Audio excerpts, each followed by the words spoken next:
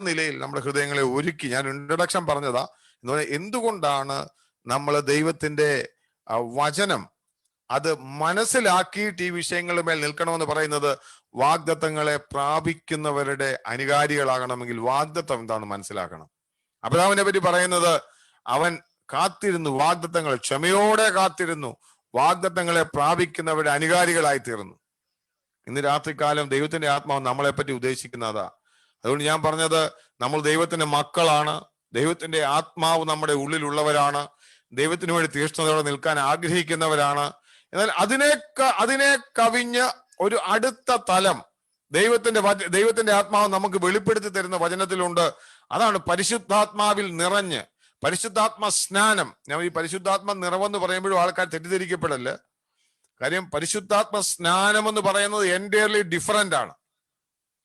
ഒരു ദൈവമകൻ, ഒരു രക്ഷിക്കപ്പെട്ട ദൈവമകന്റെ ഉള്ളിൽ പരിശുദ്ധാത്മ നിറവുണ്ടാകാം വചനം കേൾക്കുമ്പോൾ, പ്രാർത്ഥിക്കുമ്പോൾ, അവൻ ദൈവത്തിന്റെ സന്നിധിയിലായിരിക്കുമ്പോൾ.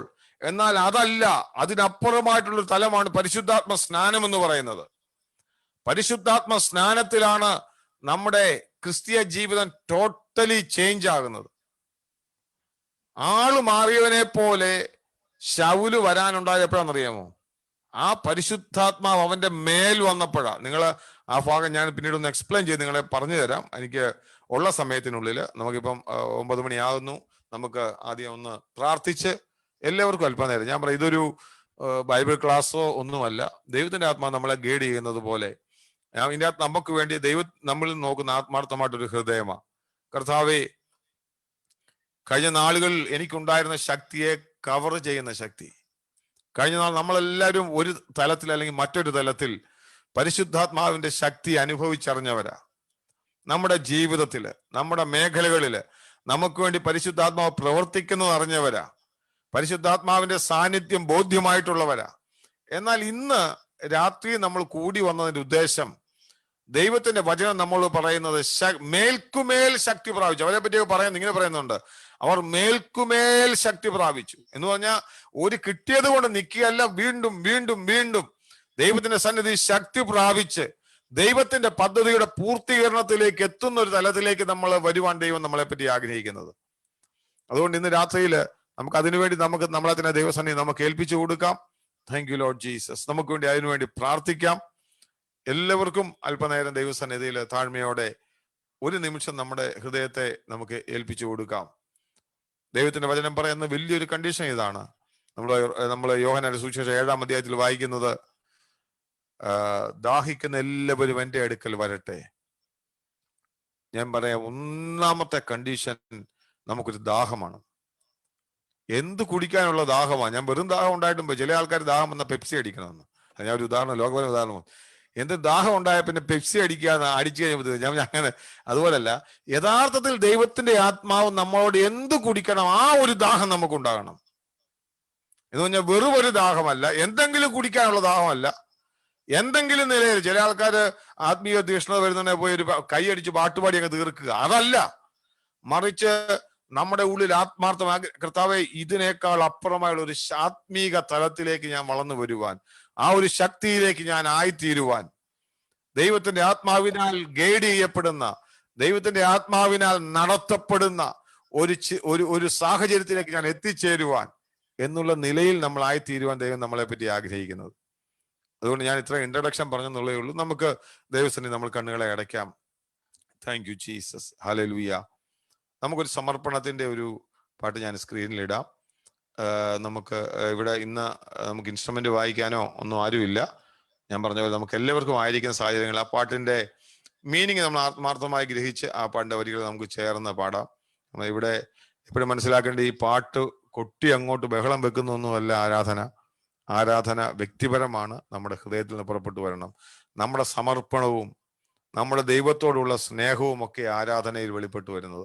അങ്ങനെയുള്ളവർക്ക് മാത്രമേ യഥാർത്ഥത്തിൽ കർത്താവിനെ ആരാധിക്കാൻ പറ്റത്തുള്ളൂ. ഇന്ന് രാത്രിയിലും നമുക്ക് ദൈവത്തിന്റെ സന്നിധിയിലേക്ക് കടന്നു വരുമ്പോൾ ആ നിലയിൽ നമുക്ക് അല്പനേരം ഈ പാട്ടിന്റെ ഒരു വരി പാടി നമുക്ക് ആയിരിക്കുന്നില്ലെങ്കിൽ, ഞാൻ നേരത്തെ പറഞ്ഞ എങ്ങനെ നമ്മളെ ഗൈഡ് ചെയ്യുന്നോ ആ നിലയിൽ നമുക്ക് മുമ്പോട്ട് പോകാം. ഞാൻ എൻ്റെ ചെറുപ്പത്തിൽ ഓർക്കുന്നു, ഞങ്ങളുടെ അപ്പച്ചന്മാരൊക്കെ ഒരാൾ സ്നാനപ്പെട്ട് വിശ്വാസത്തിലേക്ക് വന്ന് കർത്തൃമേശയൊക്കെ കൊടുത്തു തുടങ്ങിയ പിന്നെ അവിടെ അടുത്ത് നടക്കുന്നത് കാത്തിരിപ്പ് യോഗമാണ്. കാത്തിരിയോ എന്ന് പറഞ്ഞാൽ അവര് പറയുന്നത് നിനക്കൊരു ക്രിസ്ത്യ ജീവൻ നയിക്കണമെന്നുണ്ടെങ്കിൽ ആത്മാവിന്റെ ശക്തി നിന്റെ മേൽ വരണം. അന്നത്തെ അപ്പച്ചന്മാർക്ക് വലിയ തിയോളജി ഒന്നും അറിയത്തില്ല, പക്ഷെ അവർക്കൊന്നറിയാം, അവരൊന്നും വിദ്യാഭ്യാസമില്ലാത്തവരും കഴിവില്ലാത്തവരും വലിയ ബുദ്ധിയില്ലാത്തവരും ഒക്കെയാ. അവരെ സംബന്ധിച്ച് അവർക്കറിയാമായിരുന്നു, തങ്ങളുടെ ക്രിസ്തീയ ജീവിതം ദൈവം ഉദ്ദേശിച്ച നിലയിൽ പൂർത്തീകരിക്കപ്പെടണമെങ്കിൽ അവർക്കൊന്നറിയാം, അത് കർത്താവിന്റെ ശക്തി അവരുടെ ജീവിതത്തിൽ പകർന്നെങ്കിൽ മാത്രമേ ഈ കഴിവില്ലാത്തവനെ കൊണ്ടും ബുദ്ധിയില്ലാത്തവരെ കൊണ്ടും ഈ പെന്തക്കോസ്തിന്റെ ആദ്യ നാളുകളില് ദൈവത്തിന്റെ ആത്മാവ് പ്രവർത്തിച്ചത് എങ്ങനെയെന്ന് ചോദിച്ചാൽ ഈ നിലയിൽ നമ്മുടെയൊക്കെ ചിന്തയ്ക്കപ്പുറമാണ്. അവരൊക്കെ വലിയ സമർപ്പണ ജീവിതമുള്ളവരായിരുന്നു.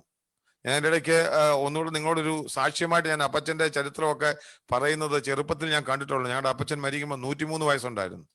അതായത് ഞാൻ 85 വയസ്സ് തൊട്ട് അപ്പച്ചൻ്റെ അടുത്തിരുന്ന് ഞാൻ പോയി അപ്പച്ചന്റെ അനുഭവങ്ങളൊക്കെ കേൾക്കുകയും അപ്പച്ചനിൽ നിന്ന് ഒത്തിരി കാര്യങ്ങൾ പഠിച്ചെടുക്കുകയും ചെയ്തു. ആദ്യം എന്തോ ആയിരുന്നു പെന്തക്കോസ്തിന്റെ അനുഭവം, അവരൊക്കെ എങ്ങനെയാണ് അവര് ഈ ശക്തിപ്പെട്ട കത്തോലിക്ക, മർത്തോമ, ഓർത്തഡോക്സ് ഈ വിഭാഗങ്ങളിൽ നിന്ന് അവര് വേർതിരിഞ്ഞ് അവര് വരുവാൻ ഉണ്ടായ ശക്തി എന്താണ്? കാര്യം വിദ്യാഭ്യാസവും ഇല്ല, ഒന്നുമില്ല, ബൈബിളും വായിക്കാൻ അറിയത്തില്ല, ഓല വരെ പോയിട്ടുള്ള അപ്പച്ചന്, നിങ്ങളുടെ അപ്പച്ചൻ. എന്നാൽ പെന്തക്കോസ്തിന്റെ ആദ്യകാല ചരിത്രത്തിൽ ദൈവം ശക്തമായിട്ട് എടുത്തുപയോഗിച്ച് ദൈവത്തിന് വേണ്ടി അവരെങ്ങനെ ശക്തിപ്പെട്ടു. നമ്മൾ ഇന്ന് ചിന്തിക്കും അച്ഛനൊക്കെ എന്തെങ്കിലുമൊക്കെ ക്വാളിഫിക്കേഷൻ ഉള്ളതുകൊണ്ട് ഞങ്ങളൊക്കെ എന്തോ അറിയാൻ വേണ്ട. അവിടാണ് നമ്മൾ തെറ്റിപ്പോകുന്നത്. നമുക്ക് ഉള്ള ക്വാളിഫിക്കേഷനിലോ കാര്യങ്ങളിലോ അല്ല, ദൈവത്തിന്റെ ആത്മാവിന്റെ ശക്തി വ്യാപരിച്ച് കഴിഞ്ഞു കഴിയുമ്പോൾ അവിടെ നമ്മൾ വായിക്കുന്നത് ആട്ടിടയനെ കൊണ്ട് ദൈവം വലിയവ് ചെയ്യിക്കുന്നവനാ. ആട്ടിടയവനെ കൊണ്ട് ദൈവത്തിന്റെ പദ്ധതി ചെയ്തെടുക്കുന്നവനാ. വിക്കനെ കൊണ്ട് ദൈവത്തിന്റെ പദ്ധതി ചെയ്തെടുക്കുന്നതാ. എന്ന് പറഞ്ഞാൽ ദൈവത്തിന്റെ പദ്ധതിക്ക് വേണ്ടി തകരപ്പെട്ടവര്, കഴിവില്ലാത്തവര്, എന്നെ കൊണ്ട് സാധ്യമല്ലെന്ന് പറയുന്നവരെ കൊണ്ട് മാത്രമേ ദൈവത്തിന് അവരെ യൂസ് ചെയ്യാൻ പറ്റത്തുള്ളൂ. കാരണം എന്തെന്ന് ചോദിച്ചു കഴിഞ്ഞാല് ഞാൻ ഇന്ന് പറഞ്ഞ പോലെ എനിക്കെല്ലാം അറിയാം എന്ന് പറഞ്ഞിരിക്കുന്നവനെ കൊണ്ട് ദൈവത്തിന് ഉപയോഗിക്കാൻ പറ്റത്തില്ല. സമർപ്പണം, പ്രാർത്ഥന, ആരാധന, ഇതൊക്കെ നമ്മുടെ താഴ്മയുടെ ഒരു പ്രതിഫലനമാണ്. ഇന്ന് രാത്രികാലം ഞാൻ പറഞ്ഞത്, അവരൊക്കെ അന്നത്തെ കാലത്ത് പറയുന്നത്, ഒരു മീറ്റിംഗ് എന്ന് പറയുമ്പോൾ ഞാൻ എൻ്റെ ചെറുപ്പത്തിൽ ഓർക്കുന്നുണ്ട്, അന്ന് ഞങ്ങളുടെ ഏരിയയിൽ അപ്പച്ചൻ്റെ ഒക്കെ ഞങ്ങൾ കൊച്ചു കുഞ്ഞുങ്ങളായിരുന്നു. ഈ ചൂട്ടുകറ്റ ഇങ്ങനെ കെട്ടി അതിനകത്ത് ഇങ്ങനെ തീ വെച്ച് ഇങ്ങനെ വീശി രാത്രി നടന്നു പോയി. കാര്യം അവർക്ക് ഇന്നത്തെ കാലത്ത് ഇന്നത്തെ കാലത്ത് എല്ലാ സൗകര്യം ഉണ്ടായിട്ട് വരാൻ പറ്റുന്നില്ല. പിന്നെ അന്നത്തെ കാലത്ത് എന്ന് വെച്ചാൽ ഒന്നുമില്ല, പകലന്തിയോളം കിളച്ച് അവർ കൃഷി ചെയ്തിട്ട് രാത്രിയിൽ അവരുടെ ആഗ്രഹം എന്ന് പറയുന്നത് ഞാൻ നോക്കുന്നുണ്ട്, ഇങ്ങനെ ചൂട്ടുകറ്റയൊക്കെ കെട്ടി ഇങ്ങനെ വീശി ഞങ്ങള് 2, 3, 4 കിലോമീറ്റർ ദൂരം നടന്നു പോയി ആ മീറ്റിങ്ങിന് പൊക്കോണ്ടിരുന്നു. ഞാൻ പറഞ്ഞതിന്റെ അർത്ഥം അവരുടെ ആഗ്രഹങ്ങളാ ഞാൻ പറഞ്ഞ, അതിലാണ് ദൈവം പ്രവർത്തിക്കുന്നത്. ഇന്ന് രാത്രികാലം നമ്മുടെ സമർപ്പണം, ദൈവസന്നിധിയിലുള്ള തീഷ്ണത, ഇതൊക്കെയാ ദൈവം കാണുന്നത്. അവര് പഠിച്ചിട്ടില്ല, ദൈവസന്നിധി അപ്പച്ചൻ എത്ര ബാധിച്ചു, കർത്താവ് എനിക്ക് ബൈബിളെങ്കിലും വായിക്കാനുള്ള കൃപ തരണമേ. ദൈവത്തിന്റെ ആത്മാവ് അപ്പച്ചന് ബൈബിൾ വായിക്കാനുള്ള കൃപ കൊടുത്തു. ഞാൻ ഇതിനകത്ത് എല്ലാം പറഞ്ഞെന്ന് എന്താന്ന് ചോദിച്ചു കഴിഞ്ഞാൽ, ദൈവത്തിന്റെ ആത്മാവിന് ചെയ്യുവാൻ സാധിക്കുന്ന ഒരു കാര്യം, ആഗ്രഹിക്കുന്ന ആത്മാക്കളെ, നിറവിന് വേണ്ടി നിൽക്കുന്ന മക്കളെ, അവരെ ദൈവത്തിന് നിറയ്ക്കുവാൻ സാധിക്കും. അവർക്ക് വേണ്ടി ദൈവം പകർന്നു കൊടുക്കുവാൻ സാധിക്കും. ചില ആൾക്കാർ ഇങ്ങനെ എന്തോ എന്ന് ചോദിച്ചു കഴിഞ്ഞാൽ, നമ്മൾ ഇന്ന് വായിക്കുന്ന വേദഭാഗത്തുണ്ട്, ഒരുത്തം വന്നു ഇതൊക്കെ കണ്ടപ്പം എന്നാ വെച്ച് കാശ് തരാൻ നീ ഇങ്ങോട്ട് തന്നേക്കാൻ പറഞ്ഞു. നമ്മൾ വായിക്കുന്നുണ്ട് 8-ാം അധ്യായത്തിലാണ് അപ്പോസ്തല പ്രവൃത്തിയില് ശീമോൻ വന്നിട്ട് പറയുന്നുണ്ട്. പലരും ചിന്തിക്കുന്ന ഈ നിലയിലൊക്കെ എങ്ങനെയെങ്കിലുമൊക്കെ കുറുക്കു വഴികൾ കൂടെ നേടാമെന്ന്. കുറുക്കു വഴി ഒന്നുമില്ല. ദൈവത്തിന്റെ ആത്മാവിന്റെ ശക്തി വ്യാപരിക്കാൻ കുറുക്കു വഴികളൊന്നുമില്ല. വേറെ ആരെങ്കിലും ചെയ്യുന്നത് കണ്ട് ചെയ്യുന്നതുമല്ല, മറിച്ച് ആഗ്രഹവും തീഷ്ണതയും ഉണ്ടെങ്കിൽ ദൈവം അവരിൽ കൂടെ പ്രവർത്തിക്കും. അപ്പച്ചനൊക്കെ കയറി നിൽക്കുമ്പോൾ അവർക്ക് പ്രസംഗിക്കാൻ അറിയത്തില്ല. ഇന്ന് നമുക്കാണെങ്കിൽ ഗ്രീക്കോ ഹീബ്രു ഒക്കെ ഞാനൊക്കെ ലേഖനം എഴുതാം, എവിടെ നിന്നൊക്കെ പോയി പഠിച്ചിട്ടിരുന്ന് എഴുതാം. ഞാൻ എഴുതുന്നതിന് തെറ്റല്ല ഞാൻ പറഞ്ഞത്. അന്ന് ഇവർക്ക് ഇതൊന്നും അറിയത്തില്ല, വെറും പൊട്ടന്മാരാ. അന്നേരം അവരൊക്കെ ഇറങ്ങിയപ്പം വലിയ തിരുമേനിമാരും ഇങ്ങനെയുള്ള ആൾക്കാരും ഒക്കെ, പണ്ഡിതന്മാരും ഒക്കെ ഉള്ള സ്ഥാനത്തുനിന്ന് ഇവരെ പരിശുദ്ധാത്മശക്തി വ്യാപരിച്ചപ്പോൾ ഇവർ വെളിയിൽ ഇറങ്ങിയപ്പം ആൾക്കാർ ചോദിച്ചു, നിങ്ങൾ എന്തോ ചെയ്യാൻ പോവാ എന്ന് ചോദിച്ചപ്പോൾ അവർക്ക് ഒന്നും അറിയത്തില്ല. ദൈവത്തിന്റെ ആത്മാവ് അവരെ നടത്തുന്നു മാത്രമല്ല. പക്ഷെ ഒരു കാര്യമുണ്ട്, ഇവര് സ്റ്റേജിലോട്ട് കയറി നിൽക്കുമ്പോൾ ഉണ്ടല്ലോ, അപ്പച്ചനൊക്കെ എന്നോട് ഇപ്പോഴും പറയുന്ന കാര്യം ഞാൻ ഓർക്കുക എന്ന് പറഞ്ഞാൽ, അതാണ് യഥാർത്ഥ പെന്തക്കോസ്തിന്റെ അനുഭവം എന്ന് അവർ പറയുന്നത്. അപ്പച്ചൻ പറയാൻ ഞങ്ങൾക്ക് ഒന്നും അറിയത്തില്ല മോനെ, ബൈബിളും അറിയത്തില്ല, പലരും പറയുന്ന ദൈവവചനം ഇവരുടെ ചെവി കിടക്കുന്നത്. ബൈബിൾ വായിക്കാറില്ല. ദൈവത്തോട് മുട്ടിന്മേലിരുന്ന് നാളുകൾ പ്രാർത്ഥിച്ചപ്പോൾ ദൈവം കൃപ കൊടുത്തു. അപ്പച്ചന് ബൈബിൾ മാത്രം വായിക്കാൻ അറിയാമായിരുന്നു, ബാക്കിയൊന്നും വായിക്കാൻ അറിയത്തില്ലായിരുന്നു. എന്നാലും അവർ കേട്ട വചനം, ഇവർ പരിശുദ്ധാത്മ നിറവ് വന്നപ്പോൾ അവർ കയറി നിന്നിട്ട് ആ ഒരു വചനം അങ്ങോട്ട് പറഞ്ഞു കഴിയുമ്പോൾ ഉണ്ടല്ലോ, തീയം കത്തുക എന്ന് പറഞ്ഞു കഴിഞ്ഞാൽ വന്നിരിക്കുന്ന ജനത്തിന്റെ മേൽ ദൈവത്തിന്റെ ആത്മാവിന്റെ ശക്തി വ്യാപരിക്കുക. അത് അവരുടെ നോളജ് കൊണ്ടല്ല, അവർക്ക് എന്തെങ്കിലും അറിയാവുന്നത് കൊണ്ടല്ല, മറിച്ചെന്ന് പറയുന്നത് അവരൊരു വാക്ക് പറയുമ്പോൾ അതിനകത്തൂടെ ആ വാക്കിന്റെ പുറത്ത് ദൈവത്തിന്റെ ആത്മാവ് പ്രവർത്തിക്കുക. ഞാൻ ചോദിച്ചു, അന്നേരം അപ്പച്ചനോട് ചോദിച്ചു, അപ്പച്ചാ നിങ്ങൾ എങ്ങനെയാ സുവിശേഷം പറഞ്ഞത്? ഇതിപ്പോ ഇച്ചിരി മുമ്പോട്ട് പറഞ്ഞ പോലെ വേണ്ടുകയല്ല, ദൈവത്തിന്റെ ആത്മാവ് ഗൈഡ് ചെയ്യുന്ന പോലെ അങ്ങ് പോട്ട്. ഞാൻ അതുകൊണ്ടാണ് ഞാൻ ഇങ്ങനെ അങ്ങ് വിടുന്നത്. അത് നിങ്ങൾക്ക് ആർക്കും ഒന്നും തോന്നരുത്. കാര്യം എങ്ങനെ ദൈവത്തിന്റെ ആത്മാവ് ഗൈഡ് ചെയ്യുന്ന അതുപോലെ പോവാ. നിങ്ങൾ ഈ വിഷയത്തിൽ നമ്മളൊരു എൻകറേജ്മെന്റ് ഉള്ള, ഇതിനുള്ളിൽ ആഗ്രഹമുള്ളവരാകാൻ വേണ്ടിയാ. ഞാൻ ഇന്ന് ദൈവത്തിന് വേണ്ടി ഒന്നും ചെയ്യാൻ പറ്റുന്നില്ലല്ലോ, ഒന്നും കഴിയുന്നില്ലല്ലോ, എനിക്കൊന്നും അറിയത്തില്ലല്ലോ, ഒന്നും അറിയണ്ട. ഞാൻ പറയാം, ദൈവത്തിന്റെ ആത്മാവിന്റെ ശക്തി നമ്മുടെ മേൽ വ്യാപരിക്കുന്നതിന് വേണ്ടി ആഗ്രഹത്തോടെ പ്രാർത്ഥനയോടെ ആയിരിക്കാൻ മാത്രമാണ് ദൈവം നമ്മളോട് പറയുന്നത്. അവിടെ ഞാൻ പറഞ്ഞത് വെച്ചാൽ അപ്പച്ചൻ പറഞ്ഞത്, ഞാൻ ചോദിച്ചു, അപ്പച്ചൻ നിങ്ങൾ എന്തോ സുവിശേഷം പറയുന്നത്? നിങ്ങൾക്ക് എന്തോ പറയാൻ അറിയാം? ഈ ലേഖനം എവിടെ, സുവിശേഷം എവിടെ? ഇവർക്ക് ഇത്രയും മാത്രം അറിയാം. കർത്താവായ യേശു ഭൂമിയിൽ വന്നു, അവൻ വിശ്വസിക്കുന്നവന്റെ മേൽ ദൈവം അവിടെ രോഗികളെ സൗഖ്യമാക്കും, പാപികളെ രക്ഷിക്കും, ദുരാത്മാക്കൾ വിട്ടുമാറും. ഇങ്ങനെയൊക്കെയുള്ള കാര്യങ്ങൾ മാത്രമേ ഇവർക്ക് അറിയത്തുള്ളൂ. കുറച്ച് 1-2 വചനവും അറിയാം. സ്റ്റേജിലോട്ട് കയറിയെന്ന് അപ്പച്ചൻ പറഞ്ഞു ഇങ്ങനെ അങ്ങോട്ട് പറയും. അവിടെ അന്നേരം അറിയാൻ വയ്യാത്ത, വചനം അറിയാൻ വയ്യാത്ത ആൾക്കാർ കൂടി നിൽക്കുക. എന്നോട് പറഞ്ഞു, അപ്പച്ചന്റെ ഞാൻ കേട്ടുള്ള കാര്യമാണ് പറഞ്ഞത്. അവർ പറഞ്ഞു കഴിയുമ്പോൾ ഇരിക്കുന്ന ആൾക്കാരുടെ ഉള്ളിലേക്ക് ദൈവാത്മാവിന്റെ ശക്തി വ്യാപരിച്ചിട്ട് അവർ ഉറക്കം നിലവിളിക്കാൻ തുടങ്ങും, പാപബോധം ഉണ്ടാകും. രോഗികൾ അവിടെ ഓൺ ദ സ്പോട്ട് പിശാച് അലറി വിളിച്ചു പോകും എന്ന് പറഞ്ഞു കഴിഞ്ഞാൽ അവിടെ സൗഖ്യം വ്യാപരിക്കും. ഞാൻ പറഞ്ഞതിന്റെ അർത്ഥം എന്ന് പറഞ്ഞു കഴിഞ്ഞാൽ ഇതാണ് യഥാർത്ഥത്തിൽ പരിശുദ്ധാത്മാവിന്റെ ശക്തി നമ്മുടെ മേൽ വ്യാപരിച്ചാൽ ദൈവത്തിന്റെ ആത്മാവിന് ചെയ്യാൻ പറ്റുന്നത്. അന്നത്തെക്കാളും ഇപ്പം ലോകം ഒത്തിരി ഡെവലപ്പായി, നമുക്ക് നോളജ് കൂടി, അതൊക്കെ സത്യമാ. അതുകൊണ്ട് ഞാൻ പറഞ്ഞ നോളജ് കൂടിപ്പോയതുകൊണ്ട് പലപ്പോഴും എന്തായത് നമ്മൾ ചിന്തിക്കുന്നതിനപ്പുറമായിട്ട് നമ്മൾ ചിന്തിക്കും, അങ്ങനാണോ ഇങ്ങനാണോ. ഇതിനകത്ത് നമുക്ക് ബുദ്ധിക്ക് ഒരു വിലയുമില്ല. ഇന്ന് പല ആൾക്കാരും ബുദ്ധിയുടെ മണ്ഡലത്തിൽ നിന്നുകൊണ്ട് ഈ കാര്യങ്ങളെ ഒക്കെ ഇന്ന് പല ആൾക്കാരും അതിനെ എന്ത് ചെയ്യുക, നോക്കുക. അന്നേരം അതുകൊണ്ടാണ് ഈ നമ്മൾ വായിക്കുന്നുണ്ട്, നമ്മൾ പഠിക്കാൻ പോകുന്ന ഭാഗത്തിങ്ങനെ വായിക്കുന്നുണ്ട്, ഞങ്ങളുടെ ബുദ്ധി കൊണ്ടോ ശക്തി കൊണ്ടോ ഇത് ചെയ്തുവെന്ന് നിങ്ങൾ ആരും എന്ത് ചെയ്യല്ലേ.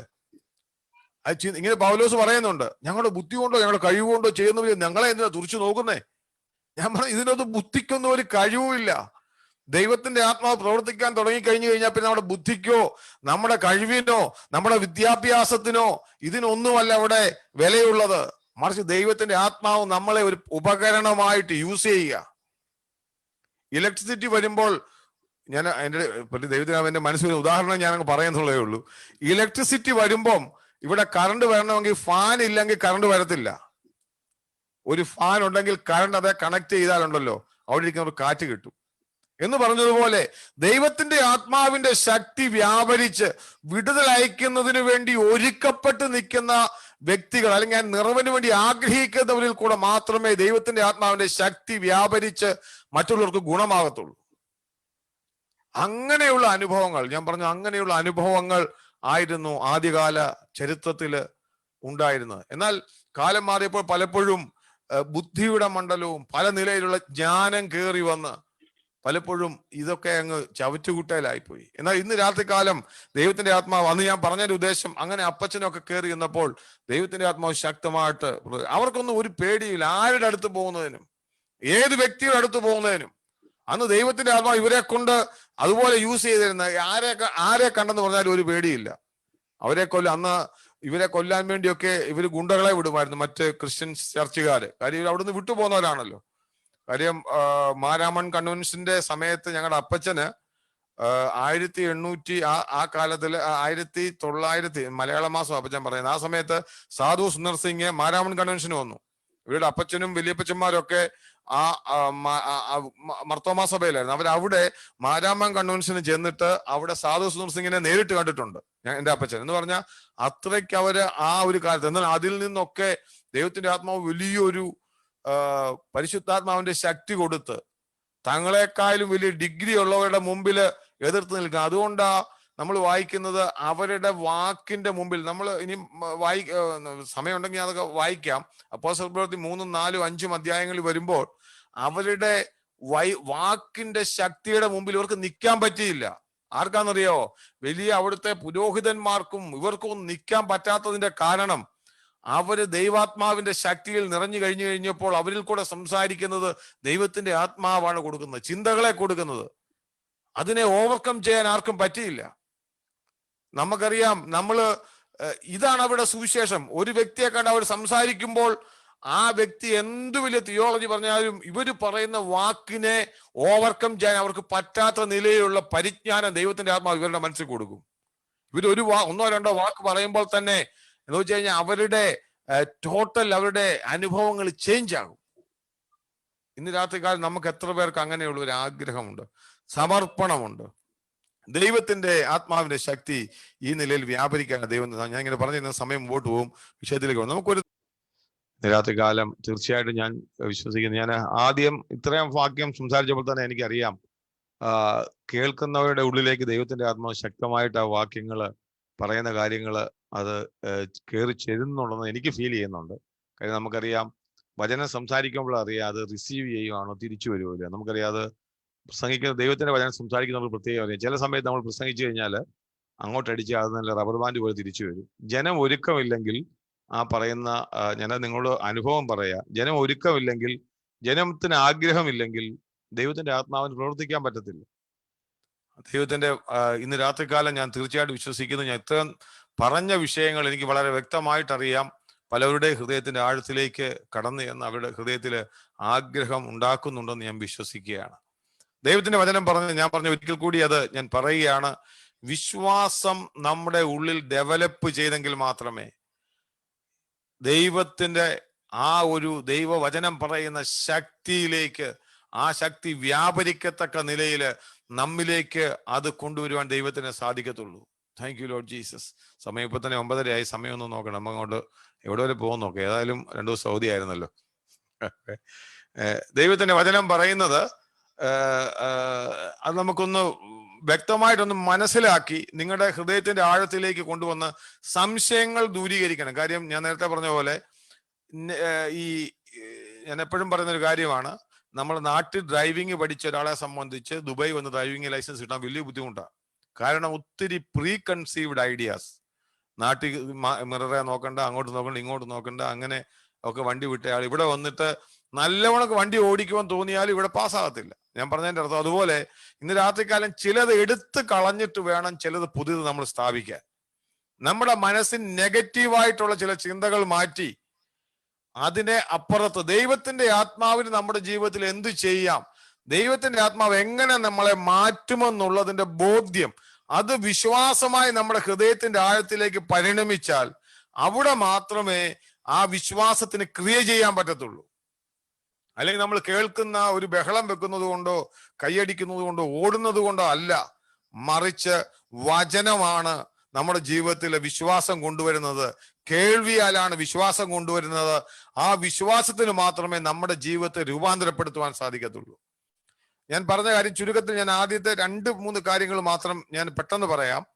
ഒരു വ്യക്തി അവൻ കർത്താവായ യേശുവിൽ വിശ്വസിച്ച്, അത് ദൈവം അവന്റെ ജീവിതത്തിൽ അത്ഭുതങ്ങൾ ചെയ്തിട്ടായാലും അല്ലെങ്കിൽ ഏതെങ്കിലും നിലയിൽ അവൻ ക്രിസ്തുവിങ്കിലേക്ക് വന്ന് അവനെ കൈക്കൊണ്ടാൽ അവൻ ദൈവമകനായി തീരും. ആ ദൈവമകനായി തീരുന്ന വ്യക്തിയുടെ ഉള്ളിൽ ദൈവത്തിന്റെ പരിശുദ്ധ ആത്മാവ് അധിവാസം ചെയ്യും. അത് ദൈവത്തിന്റെ വചനം പറയുന്നതാ. റോമാലേഖനം 8-ാം അധ്യായത്തിൽ ഞാൻ എടുക്കുന്നില്ല, ഞാൻ പറയുന്നത് കേട്ടാൽ മതി. റോമാലേഖനം 8-ാം അധ്യായത്തിൽ പറയുന്നുണ്ട്, ദൈവത്തിന്റെ ആത്മാവില്ലാത്തവൻ ദൈവത്തിന്റെ മകനല്ല, ദൈവത്തിനുള്ളവനല്ല. ദൈവത്തെ വിശ്വസിച്ച് കൈക്കൊള്ളുന്ന ഒരു വ്യക്തിയെ സംബന്ധിച്ച് അവൻ ദൈവത്തിന്റെ മകനാണ്, അവന്റെ ഉള്ളിൽ ദൈവത്തിന്റെ ആത്മാവുണ്ട്. എന്നാൽ നമ്മൾ ഇന്ന് രാത്രികാലം പറയുന്നത് അങ്ങനെയുള്ള ദൈവത്തിന്റെ ആത്മാവുള്ള ഒരു വ്യക്തിയെ സംബന്ധിച്ച് അവന് ദൈവത്തിന്റെ ആത്മാവിനിൽ നിറയാൻ പറ്റും. അത് യാതൊരു സംശയമില്ല. കാരണം അങ്ങനെ ഒരു വ്യക്തി ദൈവത്തിന്റെ ആത്മാവിൽ നിറയാൻ പറ്റും. എന്തുകൊണ്ടെന്ന് വെച്ച് കഴിഞ്ഞാൽ അവന്റെ ഉള്ളിൽ ദൈവത്തിന്റെ ആത്മാവ് ഉള്ളത് കൊണ്ട് നിറയാൻ പറ്റും. എന്നാൽ യേശു കർത്താവ്, ഞാൻ ഇന്ന് രാത്രികാലം പറയുന്ന ദൈവത്തിന്റെ വചനം പറയുന്ന സത്യം മറ്റൊന്നാണ്. അത് പരിശുദ്ധാത്മാവിലുള്ള സ്നാനമാണ്. ഞാൻ പറയുന്നത് വളരെ ശ്രദ്ധിക്കുക. എങ്കിൽ മാത്രമേ നിങ്ങൾക്ക് ഇത് മനസ്സിലാകത്തുള്ളൂ. എങ്കിൽ മാത്രമേ അതിനകത്ത് നിങ്ങൾക്ക് ചില കാര്യങ്ങൾ വിശ്വാസമായി പരിണമിക്കുവാനും ആഗ്രഹിക്കുവാനും പറ്റത്തുള്ളൂ. അതായത് രക്ഷിക്കപ്പെട്ട വ്യക്തിയുടെ ഉള്ളിൽ ദൈവത്തിന്റെ പരിശുദ്ധാത്മാവുണ്ട്. അത് ദൈവത്തിന്റെ വചനം വ്യക്തമായിട്ട് പറയുന്നുണ്ട്. ഇന്ന് രാത്രികാലം എന്നെ കേൾക്കുന്ന എല്ലാവരും ദൈവത്തിന്റെ മക്കളാണ്. നമ്മുടെ ഉള്ളിലെല്ലാം കർത്താവായ യേശുവിൽ വിശ്വസിച്ച് അവിടുത്തെ അനുസരിച്ച് ജീവിക്കുന്ന എല്ലാവരും ദൈവത്തിന്റെ മക്കളാണ്. അവരുടെ ഉള്ളിൽ ദൈവത്തിന്റെ ആത്മാവ് ഉള്ളത് കൊണ്ടാണ് അവര് ഇന്ന് പകൽക്കാലവും ഇന്ന് രാത്രികാലവും വളരെ ആഗ്രഹത്തോടെ കടന്നു വന്നിരിക്കുന്നത്. നിങ്ങളുടെ മുഖം കാണുമ്പോൾ എനിക്കറിയാം ആ ഒരു ആഗ്രഹം നമ്മുടെ എല്ലാവരുടെയും ജീവിതത്തിലുണ്ട്. എന്നാൽ ഇങ്ങനെയുള്ള നമ്മളെ സംബന്ധിച്ച് നമ്മുടെ ജീവിതത്തിൽ എന്ത് സംഭവിക്കും? ചിലപ്പോൾ വചനം കേൾക്കുമ്പോൾ ഉണ്ടല്ലോ ഒരു ചൈതന്യം ഉണ്ടാവും. അതെല്ലാവർക്കും അറിയാം. യഥാർത്ഥ ദൈവമകനെ സംബന്ധിച്ച് നിരാശയോടെ കടന്നു വരുന്ന സമയത്ത് ചില വചനം കേൾക്കുമ്പോൾ അവന്റെ ഉള്ളിൽ ചൈതന്യം വരുന്നതിന്റെ കാരണം എന്താന്ന് ചോദിച്ചു കഴിഞ്ഞാൽ ദൈവത്തിന്റെ ആത്മാവ് അവന്റെ ഉള്ളിലുള്ളത് കൊണ്ടാണ്. നമ്മൾ ചിലപ്പം വളരെ നിരാശപ്പെട്ടിരിക്കുമ്പോൾ, പ്രതിസന്ധിയിലിരിക്കുമ്പോൾ ഒരു വചനം കേട്ടാൽ മതി, അല്ലെങ്കിൽ ഓർമ്മ വന്നാൽ മതി, നമ്മുടെ ഉള്ളിൽ ജീവൻ വരും. കാര്യം എന്നറിയാമോ? ദൈവത്തിന്റെ ആത്മാവ് നമ്മുടെ ഉള്ളിലുള്ളത് കൊണ്ടാണ്. എന്നാൽ ഇന്ന് രാത്രിക്കാലം ഞാൻ പറയുന്ന വിഷയം നമ്മളെ ആ ഒരു നിറവിനെ പറ്റിയല്ല ഞാൻ പറയുന്നത്, മറിച്ച് ദൈവത്തിന്റെ ആത്മാവിലുള്ള സ്നാനത്തെ പറ്റിയാണ് ഞാൻ പറയുന്നത്. നിങ്ങൾ ഒന്ന് ശ്രദ്ധിക്കണം. സ്നാനമെന്ന് പറയുമ്പോൾ നിങ്ങൾ ആ വാക്യങ്ങളൊക്കെ ഒന്ന് വളരെ ജസ്റ്റ് ഞാൻ വാക്യം വായിക്കുന്നത് എന്തിനാന്ന് ചോദിച്ചു കഴിഞ്ഞാൽ, വിശ്വാസം കേൾവിയാലും കേൾവി ക്രിസ്തുവിന്റെ വചനത്താലും വരുന്നു പറയുമ്പോൾ വചനം എടുത്ത് ഇന്ന് പറയുന്ന വചനം വെറുതെ കേട്ടിട്ട് പോകുവാനല്ല. ഇന്ന് രാത്രികാലം എല്ലാവരും ആ ബൈബിളിലെ വാക്യം എടുക്കണം. ഇങ്ങനെ ഉണ്ടെന്ന് നമുക്ക് മനസ്സിലാക്കുമ്പോൾ മാത്രമേ, അത് സ്ക്രീനിൽ എഴുതി കാണിച്ചാലോ അതൊക്കെ നല്ലതാ, കാണുന്നതുകൊണ്ട് തെറ്റൊന്നുമില്ല. നമ്മൾ തന്നെ എടുത്ത് കണ്ട് മനസ്സിലാക്കുമ്പോൾ നമുക്ക് ഇങ്ങനെ ഉണ്ടല്ലോ എന്ന് മനസ്സിലാക്കാൻ വേണ്ടിയാ.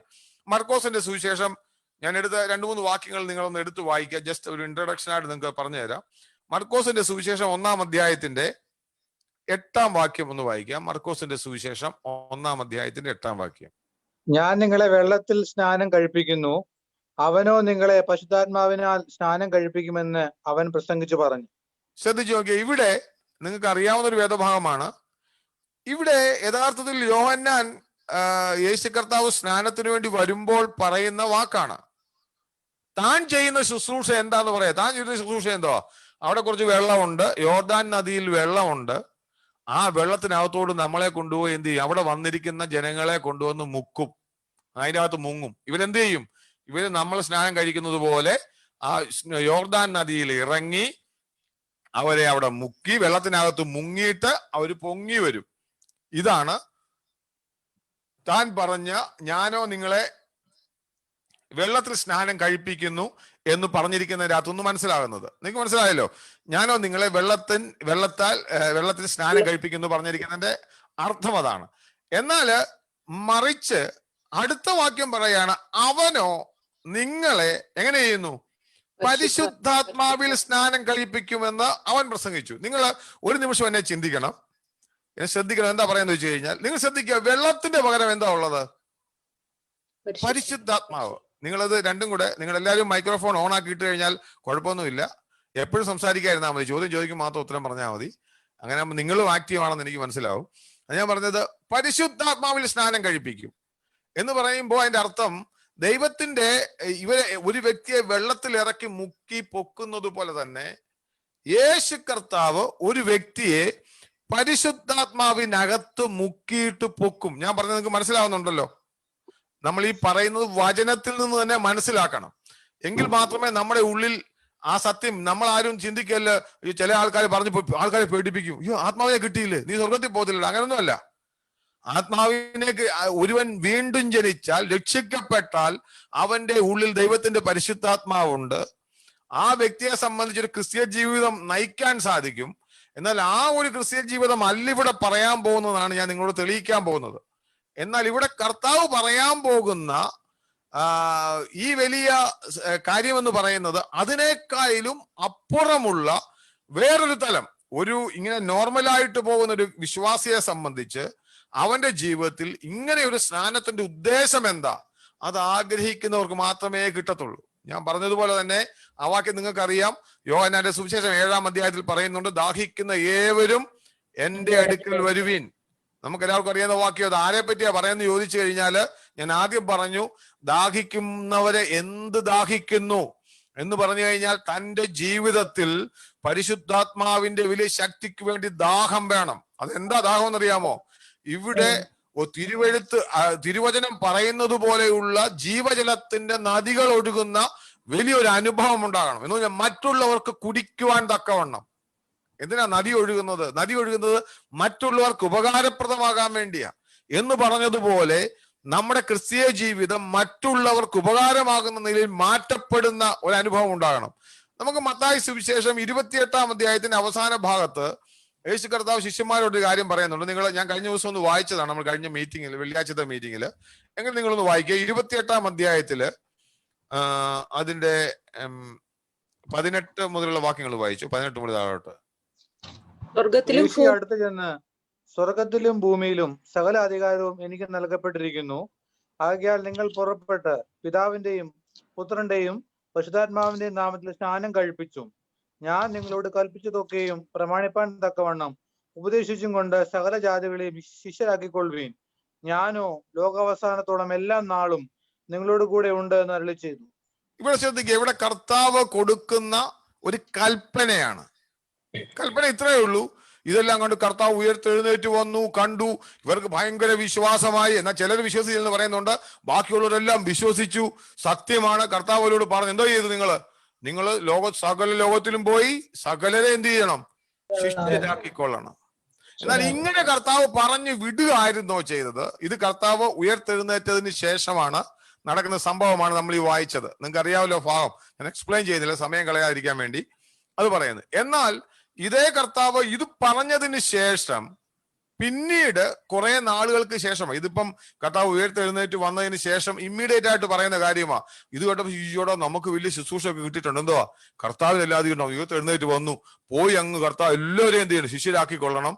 എങ്ങനെ അത് പറഞ്ഞിരിക്കുന്ന വാക്ക് എങ്ങനെയാ? പിതാവിന്റെയും പുത്രന്റെയും പരിശുദ്ധാത്മാവിന്റെയും നാമത്തില് സ്നാനം കഴിപ്പിച്ചും ഞാൻ നിങ്ങളോട് കൽപ്പിച്ചതൊക്കെയും പ്രമാണിപ്പാൻ തക്കവണ്ണം ഉപദേശിച്ചും കൊണ്ട് സകല ജാതികളെ ശിഷ്യരാക്കിക്കൊള്ളണം. ഇത് കേട്ടപ്പോ ഉടനെ എന്നാ പിന്നെ ഓക്കെ, ഇതാണല്ലോ നല്ല സുഖം, നമുക്കെല്ലാം എന്നാ പോയേക്കും. കർത്താവ് പറഞ്ഞതല്ലേ. കർത്താവിനറിയാം ഇങ്ങനെ ഇവന്മാര് പോയ വഴിക്ക് ഇവന്മാർ എന്ത് ചെയ്യും? ഇവന്മാരെല്ലാം തൊട്ടു പുറകെ അറിയാം. കർത്താവ് അതിന് മുമ്പ് ഒരു കാര്യം ചെയ്തിട്ടുണ്ട്. നിങ്ങൾ ശ്രദ്ധിക്കേണ്ടത്, ആ യോഹന്നാന്റെ സുവിശേഷത്തെ നമ്മളിപ്പോ യോഹന്നാന്റെ സുവിശേഷത്തിലേക്ക് വരുമ്പോൾ ഇതേ അനുഭവം യോഹന്നാന്റെ സുവിശേഷം 20-ാം അധ്യായത്തില് അവിടെ എടുക്കുമ്പോൾ നമ്മളിങ്ങനെ വായിക്കുന്നത് 20-ാം അധ്യായത്തിന്റെ 22-ാം വാക്യം ഒന്ന് വായിച്ചു പെട്ടെന്ന്. 20-ന്റെ-22. ഇങ്ങനെ പറഞ്ഞ ശേഷം അവൻ അവരുടെ മേൽ ഊതി അവരോട്, പരിശുദ്ധാത്മാവിനെ കൈക്കൊള്ളുവീൻ. അവരോട് പറയാ കർത്താവ് എന്ത് ചെയ്യുന്നു വെച്ച് കഴിഞ്ഞാൽ, ഇവർക്ക് സ്ട്രെങ്ത് കൊടുക്കുന്നതിന് വേണ്ടി എന്ത് ചെയ്തു? ശിഷ്യന്മാരിങ്ങനെ പേടിച്ചിരിക്കുമ്പോ കർത്താവ് അവിടെ വന്നു. അവരുടെ മുമ്പിൽ അവർ പറയുന്നുണ്ട്, അവരെ വിലാപമൊക്കെ കണ്ടു, സമാധാനം എന്ന് പറഞ്ഞു, വിലാപ്പുറമൊക്കെ അവരെ കാണിച്ചു. ഇതൊക്കെ കണ്ടാലും ഞാൻ ഒരു കാര്യം മനസ്സിലാക്കേണ്ടത്, ഇതൊക്കെ കണ്ടാൽ വിശ്വാസം വരും ഇല്ലേ? നമ്മൾ നോർമൽ ചിന്തിച്ചു കഴിഞ്ഞാൽ, അയ്യോ, നിങ്ങൾ ഞാൻ പലപ്പോഴും ശിഷ്യന്മാരുടെ സ്ഥാനത്ത് പോയിരിക്കും. കർത്താവിന്റെ കൂട്ടത്തിൽ പോകുന്നതായിട്ട് ഒന്ന് ഇമാജിൻ ചെയ്യണം. കർത്താവ് ഇങ്ങനെ പോകുന്നു, അത്ഭുതം ചെയ്യുന്നു, നമ്മളും കൂടെ പോവാ. നമ്മളൊരു ശിഷ്യനായിട്ട് കൂട്ടത്തിലായി ചിന്തിക്കുക. ഇങ്ങനെ പോയി അവസാനം കർത്താവ് ക്രൂശിക്കപ്പെടാൻ എല്ലാം പോയച്ചാ വെറുതെ ആയിപ്പോയി എന്നെല്ലാം പറഞ്ഞു. പിന്നെ പോട്ടെ, അതിന് കർത്താവ് ഉയർത്തെഴുന്നേറ്റു, കർത്താവ് വേണ്ട വന്നു. ആദ്യം ഉയർത്തെഴുന്നേറ്റപ്പോഴും വിശ്വസിക്കാതെ എല്ലാം ഓടി. എങ്കിലും വേണ്ടി എല്ലാം തള്ളിയും പറഞ്ഞു, എല്ലാം കഴിഞ്ഞ് അവസാനം തിരിച്ചെന്ത് ചെയ്തു? ഇവിടെ വന്നു. എന്നിട്ട് നമ്മളിവിടെ വായിക്കുന്നത്, അവരിരുന്ന സ്ഥാനത്ത് അവർ പേടിച്ചിരിക്കുക. അവിടെ എന്നാ? ആഴ്ചവട്ടത്തിന്റെ 1-ാം നാളായ ആ ദിവസം. ഏത് ദിവസമാ? ഈ 2 സ്ത്രീകളൊക്കെ രാവിലെ ഇതൊക്കെ കൊണ്ടുപോയ, നിങ്ങൾക്ക് അറിയാമല്ലോ, അതിന്റെ 20-ാം അധ്യായം തുടങ്ങുന്ന ഭാഗം തന്നെയാ. പേടിച്ച് ധൂപം ഇതെല്ലാം കൂടെ കൊണ്ടുപോവാ.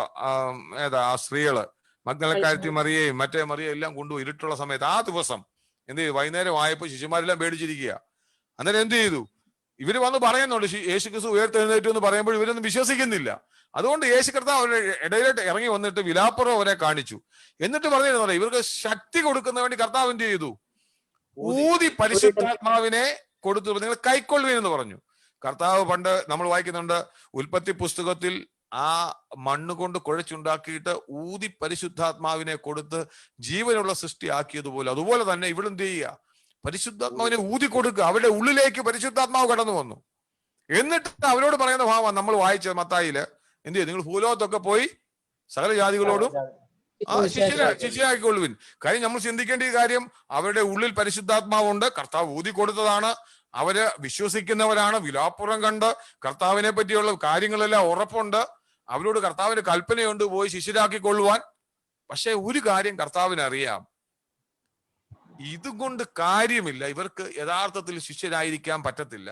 കാരണം ഇത്രയും ഊതി ഇതിനെ കൊടുത്തതിന് ശേഷം 21-ാം അധ്യായം വന്നപ്പോ എന്ത് ചെയ്തു?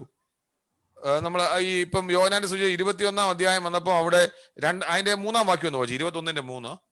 ശീമോൻ പത്രോസ് അവനോട്, ഞാൻ മീൻ പിടിപ്പാൻ പോകുന്നു എന്ന് പറഞ്ഞു. ഞങ്ങളും പോരുന്നു എന്ന് അവർ പറഞ്ഞു. മതി ഇവിടെ കിടന്നു.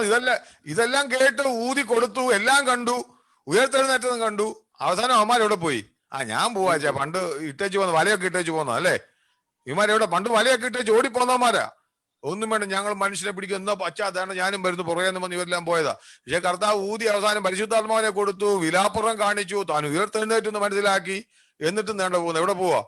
വീണ്ടും വന്ന പോലെ തിരിച്ച് അവർ മീൻ പിടിക്കാൻ പോകും. ഞാൻ പറഞ്ഞതിന്റെ അർത്ഥം, പരിശുദ്ധാത്മാവ് ഉള്ളിൽ വന്നതുകൊണ്ടും വിശ്വസിച്ചത് കൊണ്ടും അത്ഭുതം കണ്ടതുകൊണ്ടും അവർക്ക് എന്ത് ചെയ്യാൻ പറ്റുന്നില്ല? ഉറച്ചു നിൽക്കുക. പല കാര്യങ്ങളിലും അവർ പിന്മാറിപ്പോവുക. കർത്താവ് അവരെ കൈവിട്ടെന്ന അർത്ഥമൊന്നുമില്ല.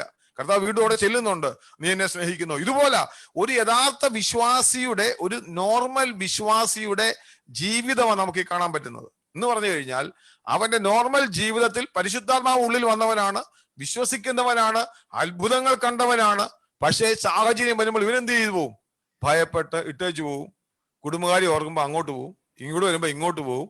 ഞാൻ പറഞ്ഞതിന്റെ അർത്ഥം, അതിനെ ഓവർകം ചെയ്യാൻ പറ്റുന്നില്ല. അതുകൊണ്ടാണ് കർത്താവ് പറഞ്ഞത്, പെട്ടെന്ന് അപ്പോസ്തല പ്രവൃത്തി 1-ാം അധ്യായത്തിലേക്ക് വരുമ്പോൾ പരിശുദ്ധാത്മ സ്നാനത്തെ പറ്റിയുള്ള വാക്ക് ദൈവത്തിന്റെ ആത്മാവ് പറയുന്നത്. ഞാൻ നിങ്ങൾക്ക് പറഞ്ഞ ഓർഡർ മനസ്സിലായല്ലോ. എന്ന് ഒരു വിശ്വാസിയായി ആത്മാവ് ഉള്ളിൽ വന്ന് എന്നാലും അവര് പിന്മാറി പോവുക. പേടിയാ, ഭയമാ. കർത്താവിന്റെ കൽപ്പനയുണ്ട് സകലജാതികളെ ശിഷ്യരാക്കിക്കൊള്ളുവാൻ, എന്നാൽ പറ്റുന്നില്ല. അതുകൊണ്ട് കർത്താവ് എന്ത് പറഞ്ഞു? അപ്പോസ്തല പ്രവൃത്തി 1-ാം അധ്യായത്തിന്റെ 4-5 വാക്യങ്ങളൊന്ന് വായിച്ചു. അങ്ങനെ അവൻ അവരുമായി കൂടിയിരിക്കുമ്പോൾ അവരോട്, നിങ്ങൾ യെരൂശലേമിൽ നിന്ന് വാങ്ങിപ്പോകാതെ എന്നോട് കേട്ട പിതാവിന്റെ വാഗ്ദത്തത്തിനായി കാത്തിരിക്കണം. യോഹന്നാൻ വെള്ളം കൊണ്ട് സ്നാനം കഴിപ്പിച്ചു, നിങ്ങൾക്കോ ഇനി ഏറെ നാൾ കഴിയും മുമ്പേ പരിശുദ്ധാത്മാവ് കൊണ്ട് സ്നാനമേൽ ലഭിക്കുമെന്ന് കൽപ്പിച്ചു. മനസ്സിലായി? ഇവിടെ പറയുകയാണ്, പിതാവിനോട് ഇങ്ങനെ പറഞ്ഞിരിക്കുന്നത്. നമുക്ക് 4-ാം വാക്യം ഇങ്ങനെ പറഞ്ഞിരിക്കുന്നത്, എന്നോട് കേട്ട പിതാവിന്റെ വാഗ്ദത്തത്തിനായി കാത്തിരിക്കണം. കാര്യം ഇവര് യഥാർത്ഥത്തിൽ ദൈവത്തിന്റെ വേലക്കാരായി നിൽക്കണമെങ്കിൽ, ഉറപ്പോടെ നിൽക്കണമെങ്കിൽ അവർക്ക് വേണ്ടുന്ന ഒരു കാര്യം, പരിശുദ്ധാത്മാവ് ഉള്ളിൽ വന്നതുകൊണ്ട് കാര്യമില്ല, വീണ്ടും ജനിച്ചത് കൊണ്ട് കാര്യമില്ല. അവർ പിന്മാറിപ്പോവും, പേടിച്ചു തൂറികളാണ്. അവർ ദൈവത്തിന്റെ മക്കളല്ലെന്നൊന്നുമല്ല. അവർ കാര്യം വരുമ്പോൾ ഇട്ടേച്ചു പോകുന്ന കർത്താവിന് മനസ്സിലായി. അതുകൊണ്ടാണ് പറഞ്ഞു, നിങ്ങൾ കാത്തിരിക്കണം പിതാവിന്റെ വാഗ്ദത്തത്തിനായിട്ട്. പിതാവ് പറഞ്ഞെന്ത്? ഞാൻ പോയിട്ട് മറ്റൊരു കാര്യസ്ഥനെ നിങ്ങൾക്ക് അയച്ചു തരും. ആ കാര്യസ്ഥനെ അയച്ചു തരേണ്ടത് അന്നത്തെ 12 പേർക്ക് വേണ്ടി മാത്രമല്ല. യോഹന്നാന്റെ സുവിശേഷം 12, 13, 14 14, 15, 16 അധ്യായങ്ങൾ ശിഷ്യന്മാർക്ക് വേണ്ടി മാത്രമുള്ളതല്ല, നമുക്കും വേണ്ടിയുള്ളതാ.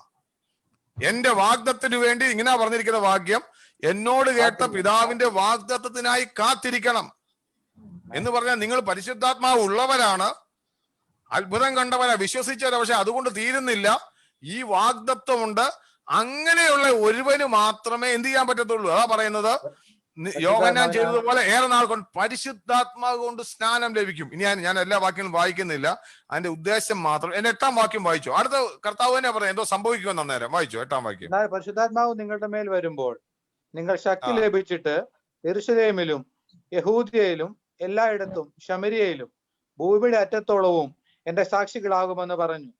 ശ്രദ്ധിച്ചേ, 28-ാം അധ്യായത്തിൽ മത്തായി പറഞ്ഞ അതേ കൽപ്പന വേറൊരു നിലയെ കർത്താവ് ഇവിടെ പറയുക. നിങ്ങൾ എന്ത് ചെയ്യണം? ഭൂലോകത്തിന്റെ അറ്റത്തോളം പോയി എന്റെ സാക്ഷികളാകണം. പക്ഷെ എന്തു ചെയ്യണം? എങ്ങനെയാണെങ്കിലേ നിങ്ങളെ കൊണ്ട് പറ്റത്തുള്ളൂ. ഇവിടാണ് നമ്മൾ ഈ വാക്യം വായിക്കുമ്പോൾ വളരെ ശ്രദ്ധിച്ച് നമ്മൾ വായിക്കണം. എന്ന് വെച്ച് കഴിഞ്ഞാൽ അതിന്റെ 8-ാം വാക്യത്തിൽ പറയുന്നത്, അതിന്റെ 8-ാം വാക്യം എന്താ വായിച്ചേ? 8-ാം വാക്യം നമ്മൾ എങ്ങനെ വായിച്ചേ? ഇങ്ങനെ, പരിശുദ്ധാത്മാവ് നിങ്ങളുടെ മേൽ വരുമ്പോൾ. ഇവിടെ ശ്രദ്ധിക്കേണ്ടത്, ഊതി പരിശുദ്ധാത്മാവിനെ ഉള്ളിൽ കൊടുത്ത കർത്താവ് ഇപ്പോൾ പരിശുദ്ധാത്മ സ്നാനത്തിൽ എന്താ സംഭവിക്കുന്നത് പറഞ്ഞിരിക്കുക. എന്തോ പറഞ്ഞിരിക്കുന്നേ? പരിശുദ്ധാത്മാവ് നിങ്ങളുടെ മേൽ വരുമ്പോൾ. ശ്രദ്ധിക്കണം, നിങ്ങളുടെ ഉള്ളിൽ വരുമ്പോഴെന്നാണോ? നിങ്ങളുടെ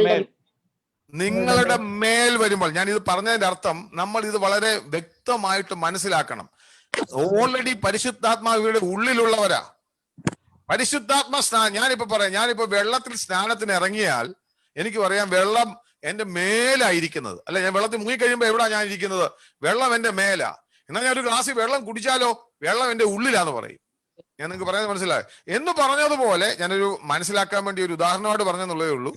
എന്ന് പറയുന്നത് പോലെ തന്നെ ഊതി പരിശുദ്ധാത്മാവിനെ കൊടുത്തു, പരിശുദ്ധാത്മാവരുടെ ഉള്ളിൽ വന്നു. എന്നാൽ ഇവിടെ പറയാ പരിശുദ്ധാത്മ സ്നാനത്തിൽ സംഭവിക്കുന്നത് എന്താ? ഉള്ളിൽ പരിശുദ്ധാത്മാവ് വരിക അല്ല, മറിച്ച് എന്താ സംഭവിക്കുന്നത്? പരിശുദ്ധാത്മാവ് മേൽ വരിക. ഇംഗ്ലീഷിൽ പറയുന്നത് KJV എഴുതിയിട്ടുണ്ട്, when holy spirit come upon them, അവരുടെ മേൽ വരുമ്പോൾ. കാരണം ഉള്ളിലല്ല വരുന്നത്, ഇവരതിന് മേൽ നിൽക്കുന്നുണ്ട്. ഞാൻ ഇന്ന് രാത്രി കാലം പറയാം, ദൈവത്തിന്റെ ആത്മാവ് ഇങ്ങനെയുള്ള ഒരു അനുഭവം തന്റെ മക്കൾക്ക് വേണ്ടി ഒരുക്കിയിട്ടുണ്ട്. പിതാവിൽ നിന്ന് ലഭിച്ച വാഗ്ദത്തം. ഇന്ന് രാത്രികാലം എന്നെ കേൾക്കുന്ന എല്ലാവരും യഥാർത്ഥത്തിൽ പരിശുദ്ധാത്മാവ് ഉള്ളിലുള്ളവരും പരിശുദ്ധാത്മ നിറവ് അനുഭവിക്കുന്നവരും ഒക്കെ ആയിരിക്കാം. എന്നാൽ നിന്നെ മറ്റൊരു തലത്തിലേക്ക് മാറ്റുന്ന ദൈവത്തിന്റെ ഒരു ശുശ്രൂഷയുണ്ട്. അത് ദൈവത്തിന്റെ ആത്മാവ് പറയുകയാണ്, പരിശുദ്ധാത്മാവ് നിന്റെ മേൽ വരും. നിന്റെ മേൽ വരുമ്പോൾ ഉള്ള പ്രത്യേകത എന്താന്ന് ചോദിച്ചു കഴിഞ്ഞാൽ എന്താ സംഭവിച്ചത്? എന്താ പറഞ്ഞിരിക്കുന്നത് ഇവിടെ? ശക്തി ലഭിക്കും. ഞാൻ പറയാം, ഇതാണ് ദൈവത്തിന്റെ ശക്തി ഉള്ളവന്. അത് ഡുനാമിസ് പവർ എന്നാ പറയുന്നത്. വലിയ വളവറ്റ ശക്തിയാ. എന്തിനാ? ഉദ്ദേശം സകല ജാതികളെ ശിഷ്യരാക്കാൻ വേണ്ടി.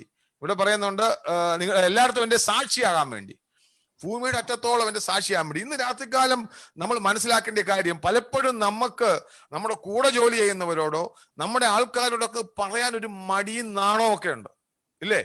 അല്ലെ, പേടിയുണ്ട്, കാര്യങ്ങളുണ്ട്. എന്നാൽ ദൈവത്തിന്റെ ആത്മാവിന്റെ ശക്തി നമ്മുടെ മേൽ വന്നാൽ, ഞാൻ പറയുന്ന വാക്ക് ശ്രദ്ധിച്ചോണം, പരിശുദ്ധാത്മാവ് നമ്മുടെ മേൽ വന്നാൽ നമ്മൾ ടോട്ടലി ചേഞ്ച് ആകും. അങ്ങനെ ഉള്ളവന് മാത്രമേ എന്ത് ചെയ്യാൻ പറ്റത്തുള്ളൂ?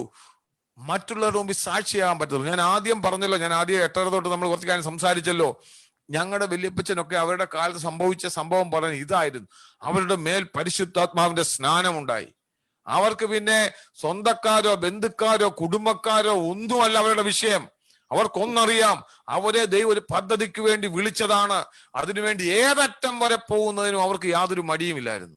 എല്ലാം ഇട്ടെറിഞ്ഞിട്ട്, എല്ലാം കളഞ്ഞേച്ച് അവർ ഇറങ്ങിപ്പോയി. ഞാൻ അതാ അന്ന് പറയാം, ഞാൻ പറയട്ടെ, ഈ ആഭരണമൊക്കെ ഊരാനുള്ള കാര്യം പോലും അന്നത്തെ കാലത്തുണ്ടായി. ഞാൻ അപ്പച്ചനോട് ചോദിച്ചു, അപ്പച്ചനോട് പറഞ്ഞ കാര്യം നിങ്ങളോട് പറയുന്നത്. അന്നവർ പറയുന്നത്, അവർക്ക് ഈ അഭിഷേകം മേൽ വന്നപ്പം ഈ അപ്പോസ്തലനെ പത്രോസിന്റെ ശക്തി ലഭിച്ചു കഴിഞ്ഞപ്പം ഈ വള്ളവും വലയെല്ലാം ഇട്ടേച്ച് അവരിറങ്ങിയെന്ന് പറഞ്ഞ പോലെ ഞങ്ങൾക്ക് ഒരു ചുക്കും വേണ്ട അച്ചാന്നാ. ആര് നടത്തും? കർത്താവ് ഞങ്ങളെ നടത്തിക്കോളും. ഇതൊരു ശക്തിയുടെ വ്യാപാരത്തിന്റെ ഒരു ഒരു ഒരു തലമാണ്. അവിടെ നിന്ന് പറഞ്ഞു കഴിഞ്ഞാല് അന്നേരം അവര് പറഞ്ഞു, അവരുടെ ഭാര്യ വീട്, അന്ന് ഇവരെല്ലാം ആഭരണമൊക്കെ ധരിച്ച് നല്ല നിലയിൽ നടക്കുന്നവരാ. അപ്പോൾ അവരുടെ ഭാര്യ വീട് എന്ന് പറഞ്ഞ് ഞങ്ങളിങ്ങനെ ദൈവത്തിന്റെ വചനം പറയുന്ന പോലെ ഇങ്ങനെ ദൈവത്തിന്റെ ആത്മാവിന്റെ ശക്തി ലഭിച്ച് ഞങ്ങൾ ദൈവമക്കളായപ്പോ ഇവര് പറഞ്ഞു, ഇവരെന്താ പറഞ്ഞെന്ന് ചോദിച്ചു കഴിഞ്ഞാൽ പറഞ്ഞു, ഞങ്ങൾക്കൊന്നും വേണ്ട, ഞങ്ങൾക്ക് സ്ത്രീധനമായിട്ട് കിട്ടിയതായതൊക്കെ, ഇതും ഞങ്ങൾക്ക് വേണ്ട.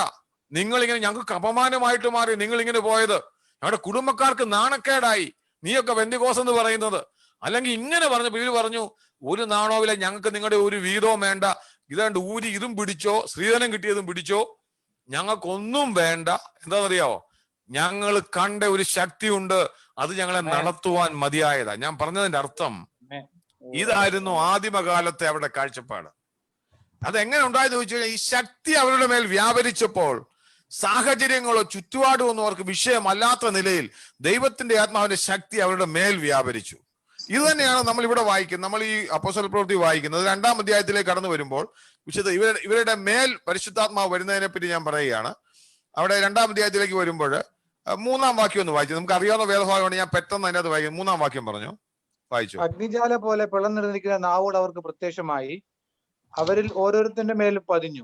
ആ വാക്യം, അവൻ ഓരോരുത്തന്റെ മേൽ പതിഞ്ഞു എന്ന് പറഞ്ഞു കഴിഞ്ഞാൽ ശ്രദ്ധ, ഇതെല്ലാം പറയുന്നത് പരിശുദ്ധാത്മാവരുടെ മേൽ പതിയുന്ന കാര്യമാണ്, പരിശുദ്ധാത്മാവരുടെ മേൽ വരുന്ന കാര്യമാണ്. നമ്മൾ വളരെ വ്യക്തമായിട്ട് ഐഡന്റിഫൈ ചെയ്യണം. ഇന്ന് രാത്രികാലം എന്നെ കേൾക്കുന്ന ദൈവമക്കൾ എല്ലാവരും പരിശുദ്ധാത്മാവ് തങ്ങളുടെ ഉള്ളിലുള്ളവരാണ്. എന്നാൽ നമ്മൾ ആഗ്രഹത്തോടെ കാത്തിരിക്കേണ്ടത്, പിതാവിന്റെ വാഗ്ദത്തമുണ്ട്, എന്ന് വെച്ച് കഴിഞ്ഞാൽ ഞാൻ പോയി കഴിഞ്ഞാൽ മറ്റൊരു കാര്യസ്ഥനെ അയക്കും. ആ കാര്യസ്ഥൻ എങ്ങനെയാ വരുന്നെന്ന് ചോദിച്ചു കഴിഞ്ഞാൽ നമ്മുടെ മേലാവസിക്കുവാൻ, നമ്മുടെ മേൽ കടന്നു വരുവാൻ, അതിലൂടെ നമുക്ക് ലഭിക്കുന്നത് വലിയ ശക്തി ലഭിച്ചിട്ട് സാക്ഷിയാകാൻ വേണ്ടി. ഇന്ന് രാത്രികാലം അതാണ് ദൈവത്തിന്റെ ആത്മാവ് നമ്മളോട് പറയുന്നത്. ഇന്ന് അത് കേൾക്കുന്ന വചനം വിശ്വാസമായിട്ട് നമ്മുടെ ജീവിതത്തിൽ പരിണമിക്കണം. എങ്കിൽ മാത്രം ഇങ്ങനെയുള്ളവരുടെ ചരിത്രമാണ് 2-ാം അധ്യായത്തിൽ നമ്മൾ തുടർന്ന് വായിക്കുന്നത്. ഇങ്ങനെ വരുന്ന ജനത്തിന്റെ ഉള്ളിൽ പരിശുദ്ധാത്മാവ് നിറയുന്നുണ്ട്. അവര് പിന്നെ ആൾ മാറിയവരെ പോലായി. നമുക്ക് ഒത്തിരി വാക്യങ്ങൾ അതിന് പഴയ നിയമത്തിൽ ഈ മേൽ വരിക, നമ്മൾ മേൽ വരുമ്പോൾ എന്ത് സംഭവിക്കുമെന്ന് ചോദിച്ചാൽ 2-3 വാക്യങ്ങൾ നിങ്ങൾക്ക് നമ്മൾ പുതിയ നിയമത്തിലേക്ക് കടക്കുന്നതിന് മുമ്പായിട്ട് പഴയ നിയമത്തില് ഇങ്ങനെ മേൽ വരുന്ന ഒരു പ്രത്യേക അനുഭവമായിട്ടല്ലായിരുന്നു, ഇടയ്ക്കിടയ്ക്ക് ദൈവത്തിന്റെ ആത്മാവ് ചെയ്യുമായിരുന്നു. നമുക്ക് 2-3 വാക്യങ്ങൾ എടുക്കാം. എങ്ങനെ പഴയ നിയമത്തിലെ അനുഭവം നിങ്ങൾക്ക് ഞാൻ നിങ്ങളെ ജസ്റ്റ് ഒന്ന് പഠിപ്പിക്കുന്നതിന് വേണ്ടി മാത്രമാണ്. സംഖ്യാപുസ്തകം നമുക്കൊന്ന് വാക്യം എടുക്കാം. സംഖ്യാപുസ്തകം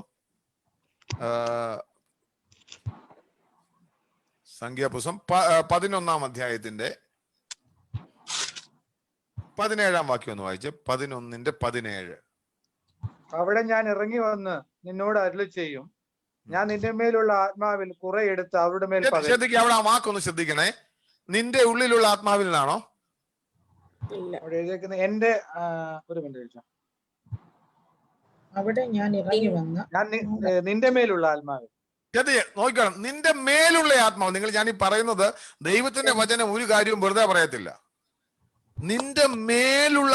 അപ്പോൾ നിങ്ങളൊരു കാര്യം മനസ്സിലാക്കേണ്ടത്, ഈ മോശയെ പറ്റിയാ പറയുന്നത്. മോശ ഇസ്രായേൽ മക്കളെ നടത്തിക്കൊണ്ട് വരുമ്പോൾ മോശയെ കൊണ്ട് എല്ലാം പറ്റുമോ, എന്നെ കൊണ്ട് പറ്റത്തില്ലല്ലോ എന്ന് പറഞ്ഞപ്പോൾ ദൈവം എന്ത് പറഞ്ഞു? ഇറങ്ങി വന്ന് വരിക, നിന്റെ മേലിൽ ഞാൻ വെച്ചിരിക്കുന്ന ഒരു ആത്മാവുണ്ട് ഈ ജനത്തെ നടത്തുന്നതിന് വേണ്ടി.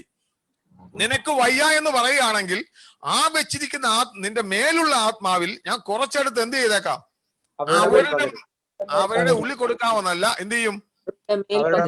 അവരുടെ മേൽ പകരും. ഞാൻ നിങ്ങൾക്ക് പറയുന്ന വിഷയം മനസ്സിലായല്ലോ എന്ന് പറഞ്ഞാൽ, ദൈവത്തിന്റെ ആത്മാവ് തന്റെ പദ്ധതി പൂർത്തീകരിക്കുന്നതിന് വേണ്ടി ഒരു വ്യക്തിയുടെ ജീവിതത്തിൽ ആത്മാവിനെ അവന്റെ മേലാണ് പകരുന്നത്. ആ പകരുന്ന ആത്മാവിൽ കൂടാണ് അവൻ ആ ദൈവിക ശുശ്രൂഷ ചെയ്തെടുക്കുന്നത്. മോശയുടെ ജീവിതത്തിൽ മോശയെ ദൈവം അതിനാ ഉപയോഗിച്ചത്. ഇനി അതിന്റെ 25-26 വാക്യം വായിച്ചു. ഈ ആത്മാവ് മേൽ പകർന്ന ആത്മാവ് അവരുടെ മേൽ വന്നപ്പോൾ എന്തോ സംഭവിച്ചെന്ന് വെച്ചു. 25-26.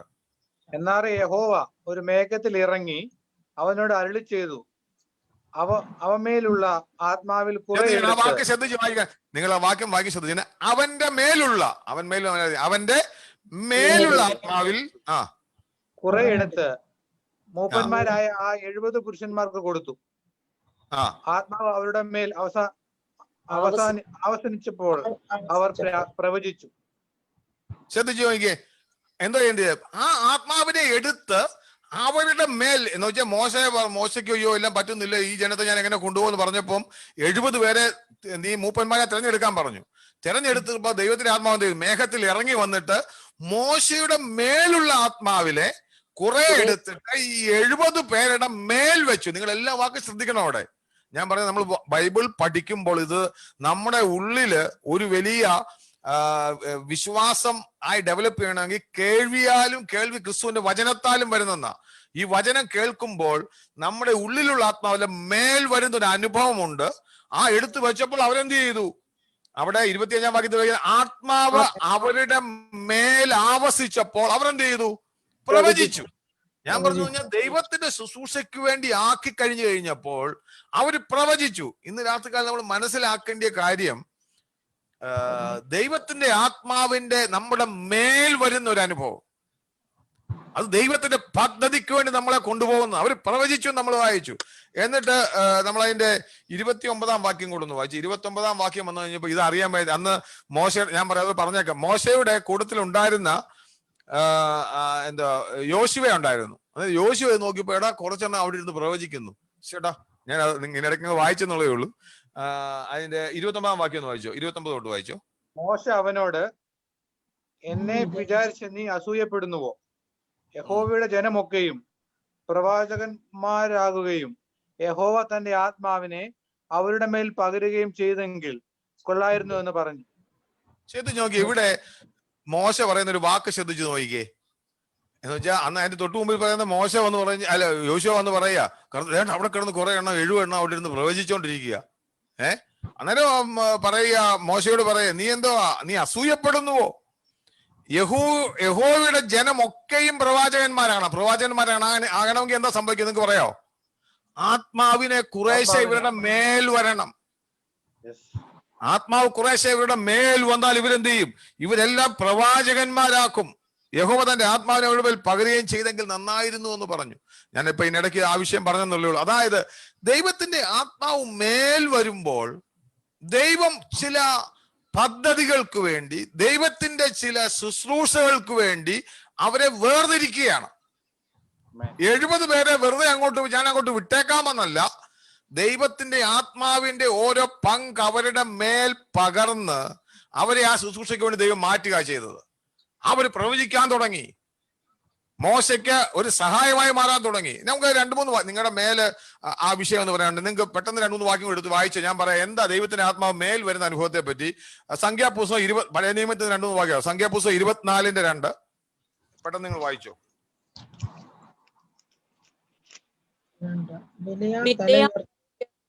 ഇസ്രായേൽ ഗോത്രമായി പാർക്കുന്നത് കണ്ടു. ദൈവത്തിന്റെ ആത്മാവ് അവന്റെ മേൽ വന്നു.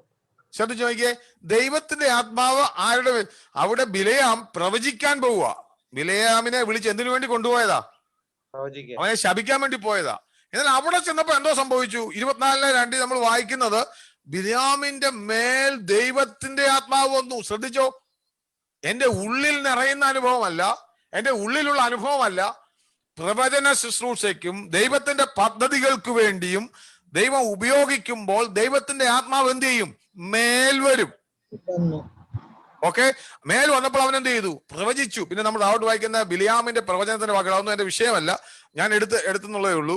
ഇനി 6 നിങ്ങൾ ന്യായാധിപന്മാരുടെ പുസ്തകം ഞാൻ 2-3 വാക്ക് പെട്ടെന്ന് എടുത്ത് നിങ്ങൾക്ക് ഇതൊന്ന് തെളിയിക്കാൻ വേണ്ടി മാത്രം. ന്യായാധിപന്മാരുടെ പുസ്തകം, ദൈവം ന്യായാധിപന്മാരെ ഇസ്രായേൽ മക്കൾക്ക് വേണ്ടി ആക്കിയപ്പോൾ, ഈ രാജാക്കന്മാരുടെ കാലം കഴിഞ്ഞ് ന്യായാധിപന്മാരുടെ കാലം ആക്കിയിട്ടുണ്ടല്ലോ. ന്യായാധിപന്മാർ ആദ്യം വരുന്നത്, ന്യായാധിപന്മാരെ ആക്കിയപ്പോൾ ദൈവം എന്താ ചെയ്യുന്നത് നോക്കണം. ഇവിടെ എല്ലാം ദൈവം അത് ഓരോ ദൈവിക പദ്ധതിക്ക് വേണ്ടി അവരെ ലീഡ് ചെയ്യാൻ വേണ്ടി ആക്കിയപ്പോൾ ദൈവം എന്താ ചെയ്തെന്നുള്ളതാ. ന്യായാധിപന്മാരുടെ പുസ്തകം 3-ാം അധ്യായത്തിന്റെ 9-10. എന്നാൽ ഇസ്രായേൽ മക്കൾ യഹോവയോട് നിലവിളിച്ചപ്പോൾ യഹോവ കാലേബിന്റെ അനുജനായ കെനസിന്റെ മകൻ ഒത്നിയേലിനെ ഇസ്രായേൽ മക്കൾക്ക് രക്ഷകനായി എഴുന്നേൽപ്പിച്ചു. അവൻ അവരെ രക്ഷിച്ചു. അവന്റെ മേൽ യഹോവയുടെ ആത്മാവ് വന്നു. അവിടെ എന്തോ ചെയ്തു? അവൻ രക്ഷകനായിട്ട് അവനെ ദൈവം എഴുന്നേൽപ്പിച്ചപ്പോ എന്താ സംഭവിച്ചേ? അവന്റെ മേൽ ആത്മാവ് വന്നു. ഞാൻ ഈ പറയുന്നത് എന്താണെന്ന് വെച്ച് കഴിഞ്ഞാൽ, ദൈവത്തിന്റെ വചനം പറയുന്ന ഡിഫറൻസ് നമ്മൾ മനസ്സിലാക്കി ഇന്ന് രാത്രികാലം ആ ഒരു വിശ്വാസം നമ്മുടെ മേലുണ്ട്. പരിശുദ്ധാത്മ സ്നാനത്തിൽ എന്തുവാ സംഭവിക്കുന്ന? അപ്പോസ്തല പ്രവൃത്തി നമ്മൾ കണ്ടു. എന്താ സംഭവിക്കുന്നത്? ആത്മാവ് നിങ്ങളുടെ മേൽ വരുമ്പോൾ നിങ്ങൾ ശക്തി ലഭിച്ച് നിങ്ങൾ എന്റെ സാക്ഷികളാകും. അന്നേരം പരിശുദ്ധാത്മ സ്നാനത്തിൽ സംഭവിക്കുന്നത് ആത്മാവ് മേൽ വരുന്ന ശുശ്രൂഷകളിൽ ദൈവിക പദ്ധതിക്ക് വേണ്ടി ജനങ്ങളെ വേർതിരിക്കുന്നതാണ് നമ്മളിപ്പോ വായിച്ചുകൊണ്ടിരിക്കുന്നത്. 6-ാം അധ്യായത്തിന്റെ ന്യായാധിപന്മാരുടെ പുസ്തകം തന്നെ 6:34 വായിച്ചു. അപ്പോൾ യഹോവയുടെ ആത്മാവ് ഗിദെയോന്റെ മേൽ വന്നു. മതി, ഞാൻ ആ വാക്യം നിങ്ങൾക്കറിയാം. ഗിദെയോനെ ദൈവം വിളിച്ചു കൊണ്ടുവരിക ഒരു വലിയ പദ്ധതിക്ക് വേണ്ടി. അപ്പോൾ എന്ത് ചെയ്തു? ഗിദെയോന്റെ മേൽ ദൈവത്തിന്റെ ആത്മാവ് വന്നു എന്ന് പറഞ്ഞാൽ തന്റെ ശുശ്രൂഷയ്ക്ക് വേണ്ടി. എന്തിനാ? അവിടെ ശത്രുക്കളെ തകർക്കുന്നതിന് വേണ്ടി. ഇനി അടുത്ത വായിച്ചു 11:29. ഞാൻ ഇതെല്ലാം നിങ്ങൾ എല്ലായിടത്തും വായിപ്പിക്കുന്ന എന്തിനാന്ന് ചോദിച്ചു കഴിഞ്ഞാൽ, നമ്മുടെ ഉള്ളിൽ ഇന്ന് രാത്രികാലം ഒരു വിശ്വാസം ഉണ്ടാകണം, അതിനൊരു അദമ്യമായ ആഗ്രഹം ഉണ്ടാകണം. അതിനുവേണ്ടി 11:29. അപ്പോൾ യഹോവയുടെ ആത്മാവ് ഇഫ്താഹിന്മേൽ വന്നു. അടുത്ത വേറൊരു വ്യക്തിയാണ്, അടുത്തൊരു ന്യായാധിപനാ ഇഫ്താഹിന്റെ മേൽ എന്ത് ചെയ്തു? ഇഫ്താഹിന്റെ മേലിൽ ദൈവത്തിന്റെ ആത്മാവ് വന്നു. എന്തിനാ? ആ ജനങ്ങളെ നടത്തുന്ന ഒരു ശുശ്രൂഷയ്ക്ക് വേണ്ടി. ഇന്ന് രാത്രികാലം എന്നെ കേൾക്കുന്ന ദൈവത്തോട് ഞാൻ പറയാം, ദൈവം നമ്മളെ വിളിച്ചത് എല്ലാവരെയും ശുശ്രൂഷകന്മാരായിട്ടാ. എന്തിനാ പറഞ്ഞിരിക്കുന്നത്? ഭൂലോകത്തിൽ എങ്ങും പോയി എന്റെ സാക്ഷികളാകുന്നതിന് വേണ്ടിയാ. അവിടെ നിങ്ങൾക്ക് ഈ ഒരു ശുശ്രൂഷ ലഭിക്കാതെ, ആത്മാവിന്റെ പങ്ക് നിങ്ങളുടെ മേൽ വരാതെ നിങ്ങൾക്കൊരിക്കലും ഒരു യഥാർത്ഥ സാക്ഷിയാകാൻ പറ്റത്തില്ല. നമ്മുടെ ഉള്ളിൽ ദൈവത്തിന്റെ ആത്മാവ് ഉള്ളതുകൊണ്ട് ക്രിസ്ത്യ ജീവൻ നയിക്കാൻ പറ്റും. എന്നാൽ ദൈവത്തിന്റെ ഒരു ശക്തനായ സാക്ഷിയാകണമെങ്കിൽ, ദൈവത്തിന്റെ ശക്തി ഉള്ളിൽ ലഭിക്കണമെങ്കിൽ പരിശുദ്ധ ആത്മാവ് നമ്മുടെ മേൽ വരണം. ബാക്കി വായിച്ചു 14:6. 14:6. അപ്പോൾ യഹോവയുടെ ആത്മാവ് അവന്റെ മേൽ വന്നു. ആരുടെ മേലെന്നറിയാം? 6 എന്ന് പറയുന്നത് ആരെ പറ്റി? ശിംശോനെ പറ്റിയാ. ശിംശോൻ. അവന്റെ മേൽ എന്ത് ചെയ്തു? ദൈവത്തിന്റെ ആത്മാവ് വന്നു. ദൈവത്തിന്റെ ആത്മാവ് അവന്റെ മേൽ വന്നു. ഈ 14:6 എങ്ങനെ എഴുതിയിരിക്കുന്നത്? അപ്പോൾ യഹോവയുടെ ആത്മാവ് അവന്റെ മേൽ വന്നു. ഓക്കെ. അതിന്റെ 13:25 ഞാൻ അതോടൊന്ന് വായിക്കാൻ വേണ്ടി 13:25 ആദ്യം വായിച്ചോ. സോരയ്ക്കും എസ്തയോലിനും മധ്യേയുള്ള മഹനേദാനിൽ വെച്ച് യഹോവയുടെ ആത്മാവ് അവനെ ഉദ്യമിപ്പിച്ചു തുടങ്ങി. ഞാൻ ഈ വാക്യം ഞാൻ ഇന്ന് ഇതിനെപ്പറ്റി സത്യം പറഞ്ഞ ഞാൻ എന്തോ എന്ന് വെച്ച് കഴിഞ്ഞാല് ബൈബിൾ ഉൽപ്പത്തി തൊട്ട് വെളിപ്പാട് വരെയുള്ള പരിശുദ്ധാത്മാവിനെ പറ്റിയുള്ള വാക്യങ്ങൾ എടുത്ത് ഞാൻ ഇങ്ങനെ ധ്യാനിച്ചുകൊണ്ടിരിക്കുക. ഞാൻ പറഞ്ഞത് എനിക്ക് ചില വാക്യങ്ങൾ വളരെ രസകരമായിട്ട് തോന്നി. നമ്മൾ മനസ്സിലാക്കാൻ വേണ്ടിയാ.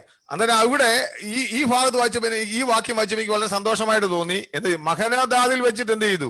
യഹോവയുടെ ആത്മാവ് അവനെ എന്ത് ചെയ്തു? ഉദ്യമിപ്പിച്ചു തുടങ്ങി. എന്ന് വെച്ചാൽ ഇംഗ്ലീഷിൽ ഇങ്ങനെ ബിഗാൻ ടു മൂവ്.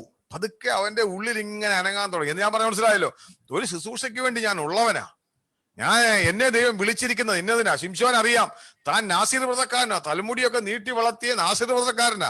തനിക്ക് ഒരു കാര്യം വ്യക്തമായിട്ട് അറിയാം. എന്താണ്? തന്നെ വിളിച്ചിരിക്കുന്ന ഉദ്ദേശം, ഒരു പദ്ധതിയുണ്ട്. പക്ഷെ അതിനുവേണ്ടി ദൈവത്തിന്റെ ആത്മാവ് എന്ത് ചെയ്തു? പതുക്കെ അവന്റെ ആത്മാവ് അവനെ ഉദ്യമിപ്പിച്ചു തുടങ്ങി. ഇന്ന് രാത്രികാലം ദൈവത്തിന്റെ ആത്മാവ് ഉദ്യമിപ്പിക്കപ്പെട്ട അനേകർ നമ്മുടെ കൂട്ടത്തിലുണ്ട്. ഉദ്യമിപ്പിച്ചു തുടങ്ങിയ കർത്താവിന് എന്നെ പറ്റി ഒരു പദ്ധതിയുണ്ട്. അത് നമ്മുടെ ഉള്ളിൽ അറിയാം. അവനെ ഈ പറഞ്ഞ മഹനേദാദാമിൽ വെച്ച് യഹോവയുടെ ആത്മാവ് ഉദ്യമിപ്പിക്കുന്നതല്ല ദൈവത്തിന്റെ ശുശ്രൂഷയ്ക്കുള്ള വിളി. അതതിന്റെ തുടക്കം മാത്രമാണ്. നമ്മുടെ ഉള്ളിൽ ദൈവത്തിന്റെ ആത്മാവ് വരുന്നത് നമ്മളെ പറ്റിയുള്ള ദൈവം മകനാക്കി തീർത്തതാണ്. എന്നാൽ ദൈവത്തിന്റെ പദ്ധതിയിലേക്ക് വരുമ്പോൾ അതാണ് നമ്മൾ 13:25 ഉദ്യമിപ്പിച്ചു എന്ന് വായിച്ചെങ്കിൽ 14:6 വന്നപ്പോൾ എന്ത് ചെയ്തു? അവന്റെ മേൽ ദൈവത്തിന്റെ ആത്മാവ് വന്നു. അവന്റെ ശുശ്രൂഷയ്ക്ക് വേണ്ടി ദൈവം അവനെ മാറ്റി. ഇന്ന് രാത്രികാലം ദൈവത്തിന്റെ വചനം പറയുകയാണ്, ഉദ്യമിപ്പിക്കുന്നതിനപ്പുറമായിട്ടുള്ള ഒരു ശുശ്രൂഷയുണ്ട്. അതാണ് ദൈവത്തിന്റെ ആത്മാവ് മേൽ വരുന്നത്. ഇന്ന് രാത്രികാലം എന്നെ കേൾക്കുന്ന എത്ര പേർക്ക് ഉള്ളിന്റെ ഉള്ളിൽ ആഗ്രഹമുണ്ട്? കഴിഞ്ഞ നാളുകളിൽ കർത്താവിന്റെ ആത്മാവിനെ ഉദ്യമിപ്പിച്ചിട്ടുണ്ട്, എനിക്ക് ശക്തി പകർന്നിട്ടുണ്ട്, ഞാൻ ചെയ്തിട്ടുണ്ട്. അതല്ല, അതിനപ്പുറമായിട്ടുള്ള ഒരു ശുശ്രൂഷയുണ്ട്. ദൈവത്തിന്റെ ആത്മാവിന്റെ പങ്ക് എന്റെ തലമേൽ വെക്കുന്നത്, എന്റെ മേൽ വയ്ക്കുന്നത്, എന്നെ സ്നാനപ്പെടുത്തുന്നത്. ആ ഒരു ശക്തി ലഭിച്ചാൽ ഹല്ലേലൂയ, ദൈവത്തിന്റെ പദ്ധതിയിലേക്ക് ഞാൻ പരിപൂർണമായി ഇറക്കപ്പെടുമെന്നുള്ള ചിന്ത ഇന്ന് രാത്രികാലം നമ്മളെ ഭരിക്കണം. പണ്ട് ലഭിച്ചത് ഉദ്യമിപ്പിച്ചത് പോരാ. ഇന്ന് പലരും ഉദ്യമിപ്പിച്ചതിന്റെ അത് നിൽക്കുക. എനിക്ക് കുറെയൊക്കെ ഉണ്ടാച്ചാ കുഴപ്പമില്ല, ചില കുറച്ചൊക്കെ ഉണ്ടാച്ചാ. അതല്ല, അതിനപ്പുറമായിട്ട് കുറച്ചൊക്കെ ഉണ്ടെന്നുള്ളതല്ല. തന്റെ മേൽ ദൈവത്തിന്റെ ആത്മാവിന്റെ ശക്തി വ്യാപരിച്ച് ആ ഒരു ശുശ്രൂഷയ്ക്ക് വേണ്ടി ദൈവം മാറ്റുന്നതാണ്. 10:10 വായിച്ചു. 10:10 വായിക്കും. ഇച്ചിരി രസകരമായ വാക്യം. സോറി, അവിടെ അല്ല. പിന്നെ ശിംശോനെ പറ്റി ഒത്തിരി ഭാഗത്ത് പറയുന്നുണ്ട്. 14:19 വായിച്ചു. ഞാൻ ജസ്റ്റ് ഒന്ന് ബാക്കി നിങ്ങൾക്ക് വേണ്ടി പറഞ്ഞ് അങ്ങ് പോവാണ്. പിന്നെ യഹോവയുടെ ആത്മാവ് അവന്റെ മേൽ വന്നു. പിന്നെന്ന് വെച്ചാൽ എന്നർത്ഥം വെച്ചാൽ എവിടെ അവന്റെ ശുശ്രൂഷയ്ക്ക് വേണ്ടി അവന് ചില ശക്തി വേണമോ അവിടെ എല്ലാം എന്ത് ചെയ്യുക? ദൈവത്തിന്റെ ആത്മാവിന്റെ ശക്തി അവന്റെ മേൽ വരിക. 15:14 അവൻ ലേഹിയിലെത്തിയപ്പോൾ ഫെലിസ്ത്യർ അവനെ കണ്ടിട്ട് ആർത്തു. അപ്പോൾ യഹോവയുടെ ആത്മാവ് അവന്റെ മേൽ വന്ന് മതി. അപ്പോൾ തന്റെ ശത്രു തന്റെ നേരെ വരുമ്പോൾ, പ്രതിയോഗികൾ തന്റെ നേരെ വരുമ്പോൾ, അല്ലെങ്കിൽ തന്റെ ജനത്തെ ആക്രമിക്കാൻ വേണ്ടി ശത്രു വരുമ്പോൾ, പരിശുദ്ധാത്മാവ് മേലുള്ളവനെ സംബന്ധിച്ച് അവന്റെ ഉള്ളിലേക്ക് ദൈവത്തിന്റെ ആത്മാവിന്റെ ശക്തി വ്യാപരിക്കും. പരിശുദ്ധാത്മാവിന്റെ മേൽ വരുമ്പോൾ അവൻ ശത്രുവിനെ തോൽപ്പിക്കുന്നവനാകും, അല്ലെങ്കിൽ ശത്രു ഇവനെ തോൽപ്പിച്ചു പോകും.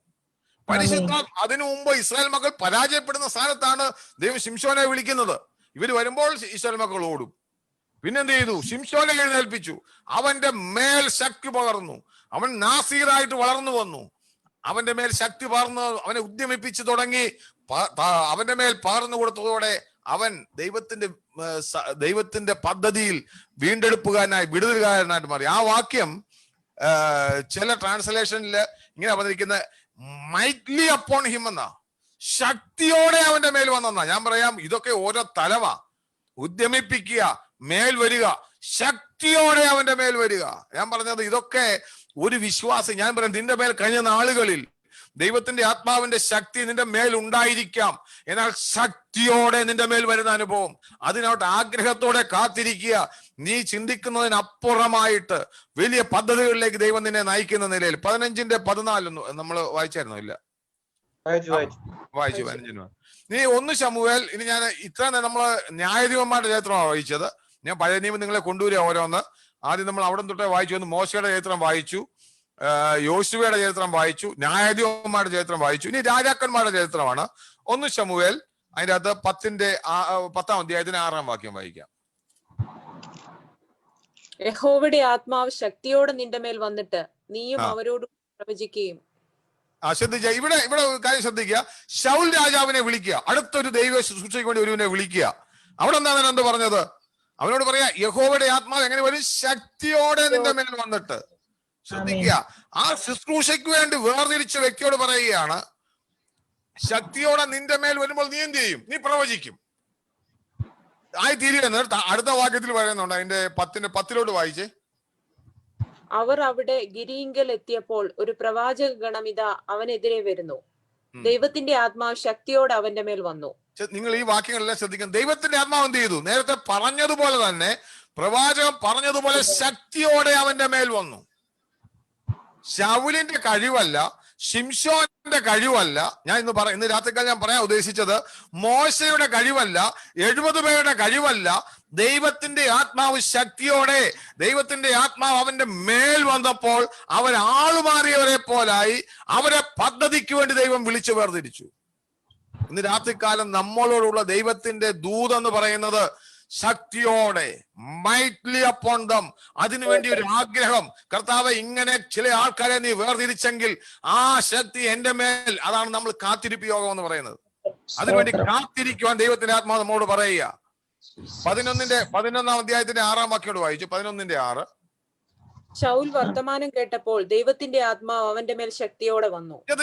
ശൗല ഇതൊക്കെ കിട്ടി അങ്ങോട്ട് പ്രവേശൊക്കെ പോയി കഴിഞ്ഞപ്പോഴാ കേട്ടത്, ഫിലിസ്ത്യര്, വേറെ ശത്രുക്കൾ അവന്റെ നേരെ വരിക, ജനമെല്ലാം ഉറക്കെ കരയുക.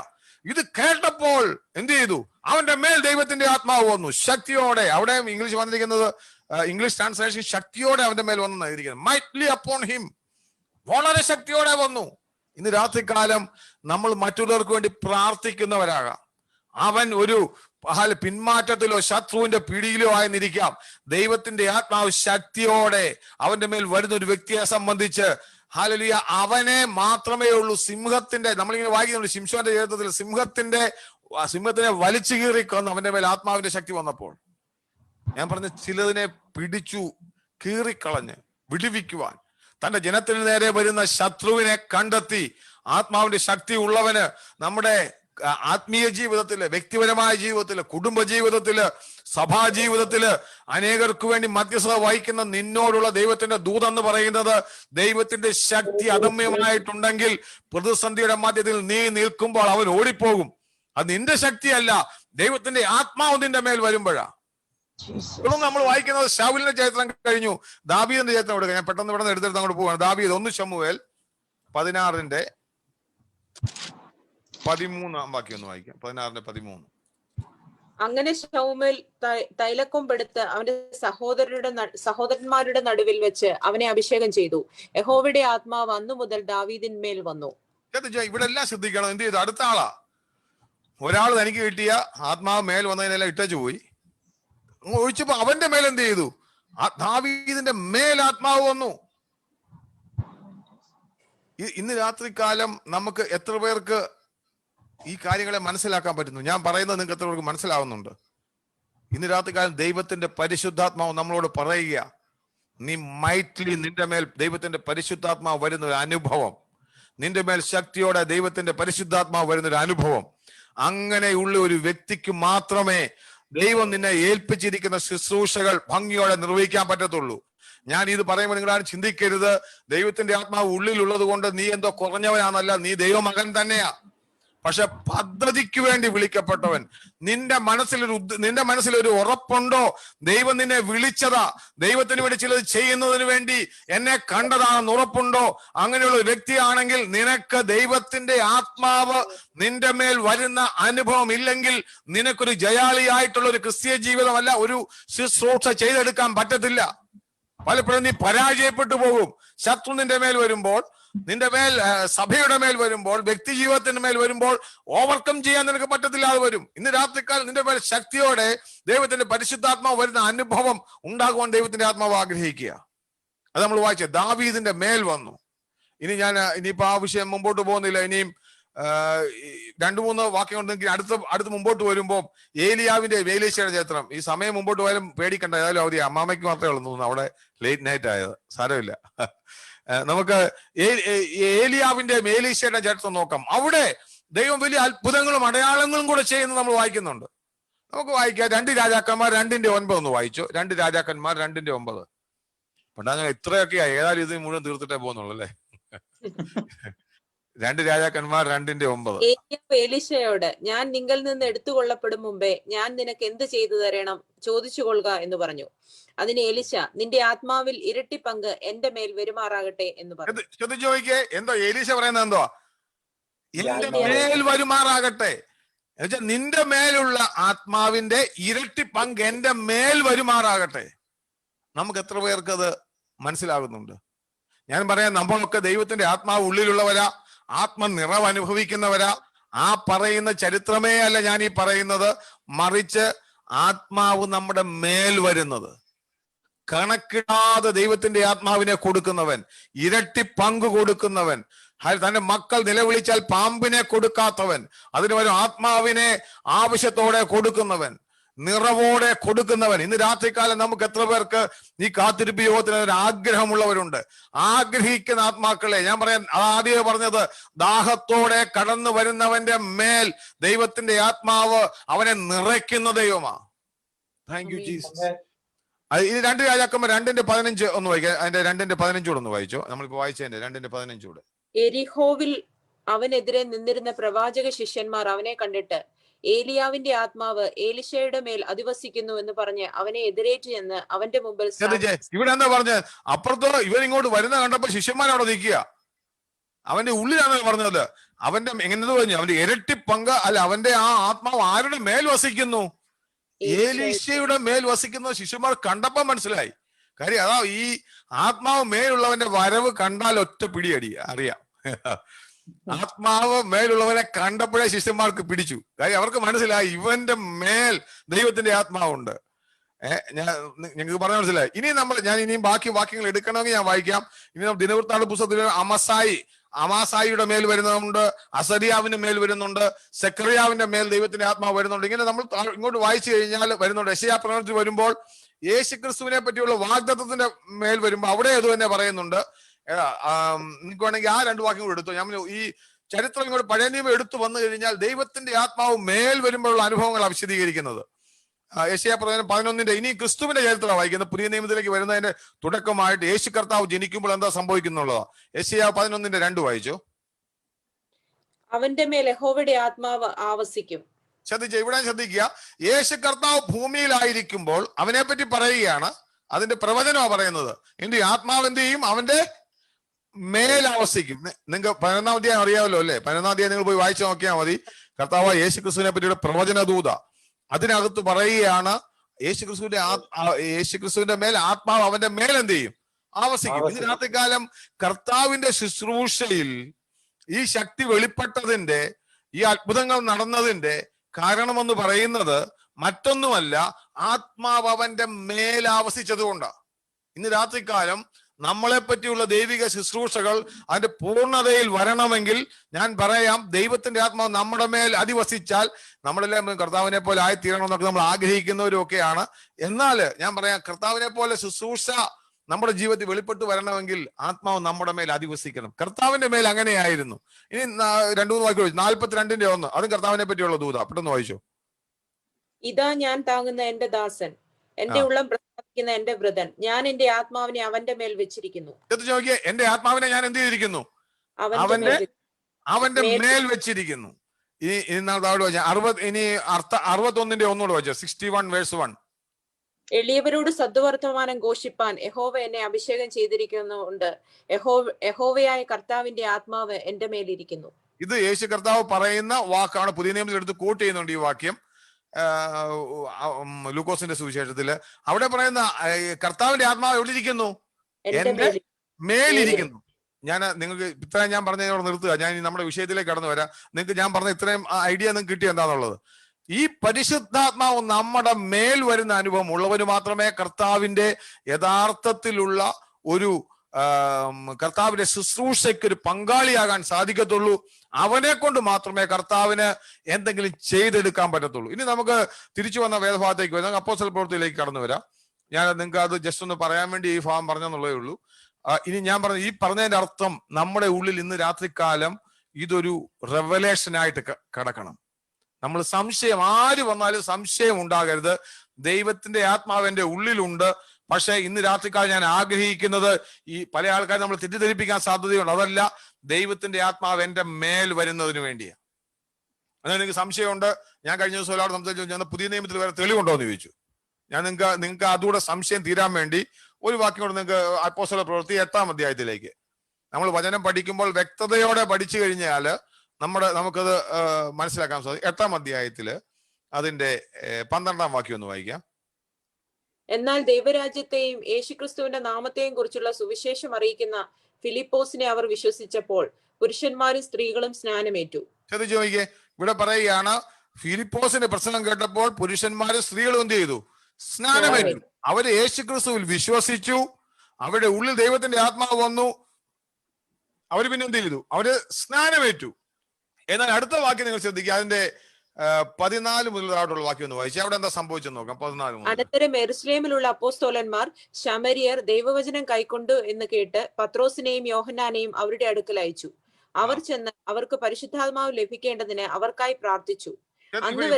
ഇവിടെ ശ്രദ്ധിക്കണം. ഇവിടെ ചിലപ്പോൾ ആൾക്കാർ തെറ്റിദ്ധരിക്കും. ഇതാണ് ചിലർക്ക് തെറ്റിദ്ധരിക്കപ്പെടുന്ന ഒരു വാക്യം.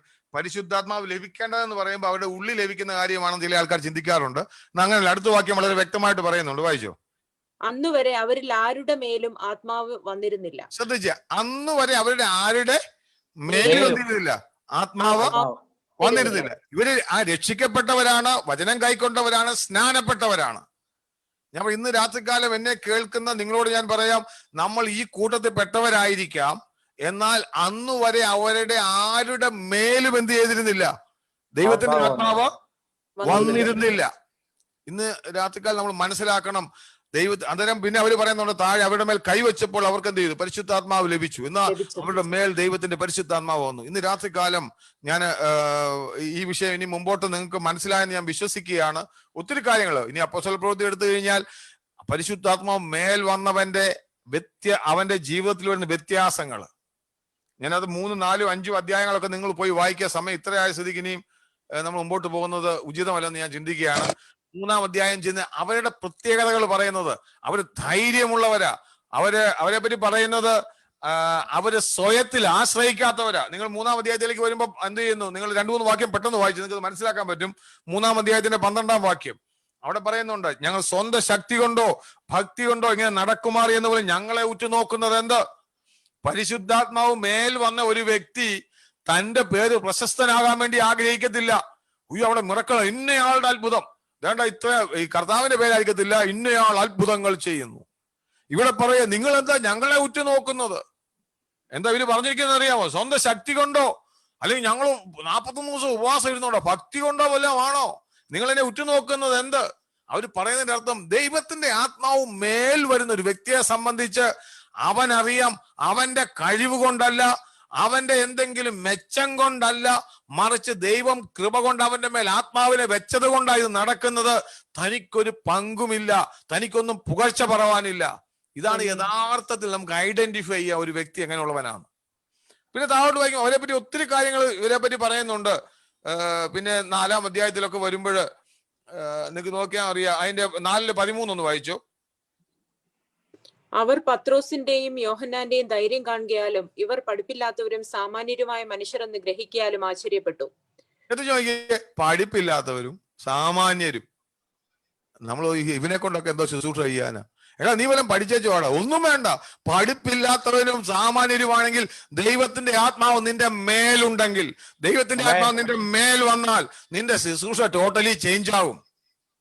എന്ന് വെച്ചാ നിന്നെ അത് നോക്കി അവര് നോക്കി അത്ഭുതപ്പെട്ടു. ഇവൻ എന്തോ വിദ്യാഭ്യാസം, ഇവന്റെ വാക്കുകൾ കണ്ടോ എന്ന് പറഞ്ഞതിന്റെ അർത്ഥം എന്ന് വെച്ചാൽ ഇവര് പിന്നെ അവിടെ ഞാൻ എടുക്കുന്നത് താവോട്ട് നോക്കിയാൽ ഇവര് അവരുടെ മുമ്പിൽ നിന്നിട്ട് പറയുന്ന വാക്കുകളൊക്കെ താവോട്ട് പറയുന്നുണ്ട്. ഇന്ന് രാത്രികാലം ഞാൻ എന്റെ വാക്കുകൾ ഇവിടെ ഇപ്പൊ അവസാനിപ്പിക്കുകയാണ്. നമുക്ക് മുമ്പോട്ട് പോകണം. നിങ്ങൾക്ക് ഇനി മുമ്പോട്ട് വീട്ടിൽ പോയി അപ്പോസ്തല പ്രവൃത്തി ശരിക്കും ഒന്ന് വായിക്കുക. ഞാൻ ഇതിന്റെ ഒരു ഇൻട്രഡക്ഷൻ നിങ്ങൾക്ക് ഇട്ട് തന്നു. അതായത് ഇഷ്ടംപോലെ കാര്യങ്ങൾ ഇനി എന്റെ മനസ്സിൽ ദൈവത്തിന്റെ ആത്മാവത്തൊന്ന് പറയാനുണ്ട്. ഇനി നിങ്ങൾക്ക് സംശയം ഉണ്ടെങ്കിൽ ഈ വിഷയത്തിൽ നിങ്ങൾക്ക് ചോദിക്കാം. ഞാൻ ഏതായാലും ഇവിടെ ഇപ്പൊ അവസാനിപ്പിക്കുക. കാര്യം എന്ന് വെച്ച് കഴിഞ്ഞാൽ സമയം മുമ്പോട്ട് പോയ ആൾക്കാർ ഉറങ്ങി വീഴാൻ സാധ്യതയുള്ളത് കൊണ്ട് നമ്മള് ഇവിടെ ഇന്ന് രാത്രി കാലം ഉറങ്ങിക്കോട്ടെ പറഞ്ഞോ ആണോ ഇവിടെ ഇനിയും താഴോട്ട് വായിച്ചാൽ നമുക്ക് ഇനി പല ഭാഗങ്ങൾ ദൈവത്തിന്റെ ആത്മാവും മേൽ വരുമ്പോൾ ഞാൻ ഒരു കാര്യം കൂടെ പറയാം. നമ്മൾ ആദ്യം തെറ്റിദ്ധരി, ഞാൻ മനോജ് പറഞ്ഞ 2 വിഷയം കൂടെ പറഞ്ഞിട്ട് അങ്ങനെ അവസാനിപ്പിക്കുക. ദൈവത്തിന്റെ ആത്മാവ് മേൽ വരുന്നത് എന്തിനാണെന്ന് ചോദിച്ചാൽ എന്തിനു വേണ്ടിയാ? ശക്തി ലഭിച്ചിട്ട് സാക്ഷിയാകുന്നതിന് വേണ്ടി. അന്യഭാഷ പറയുന്നതിന് വേണ്ടിയാണോ? അല്ല. എന്നാൽ ഞാൻ ഇന്നാൾ പറഞ്ഞ പോലെ എന്നാൽ ആ സമയത്ത് എന്ത് ചെയ്തേക്കാം? അന്യഭാഷ 2-ാം അധ്യായത്തിൽ നമ്മൾ വായിക്കുമ്പോൾ അന്യഭാഷ പറഞ്ഞു എന്ന് പറയുന്നുണ്ട്. അതുകൊണ്ട് നമ്മൾ മനസ്സിലാക്കേണ്ട കാര്യം, നമ്മളോട് കർത്താവായ യേശുക്രിസ്തു സ്നാനം ലഭിക്കുമ്പോൾ നിങ്ങൾക്ക് ശക്തി ലഭിക്കുമെന്നാ കർത്താവ് പറഞ്ഞത്. എന്നാൽ ശക്തി ലഭിച്ചപ്പോൾ അവർക്ക് കൂട്ടത്തിൽ അന്യഭാഷയും കൂടെ കിട്ടി. അത് കേട്ടവർക്ക് ഒരു അടയാളമായിട്ട് കിട്ടിയതാ. ഇവർക്ക് എന്തോ വന്നല്ലോ എന്നൊരു ഐഡന്റിഫൈ ചെയ്യാൻ വേണ്ടി അടയാളമായിട്ട് ദൈവത്തിന്റെ ആത്മാവ് കൊടുത്തതാ. അതുകൊണ്ട് ഞാൻ കഴിഞ്ഞ ദിവസം പറഞ്ഞ പോലെ നമുക്ക് ബോൺവിറ്റ മേടിക്കാൻ പോകുമ്പോൾ സ്പൂൺ ഫ്രീ ആയിട്ട് കിട്ടും.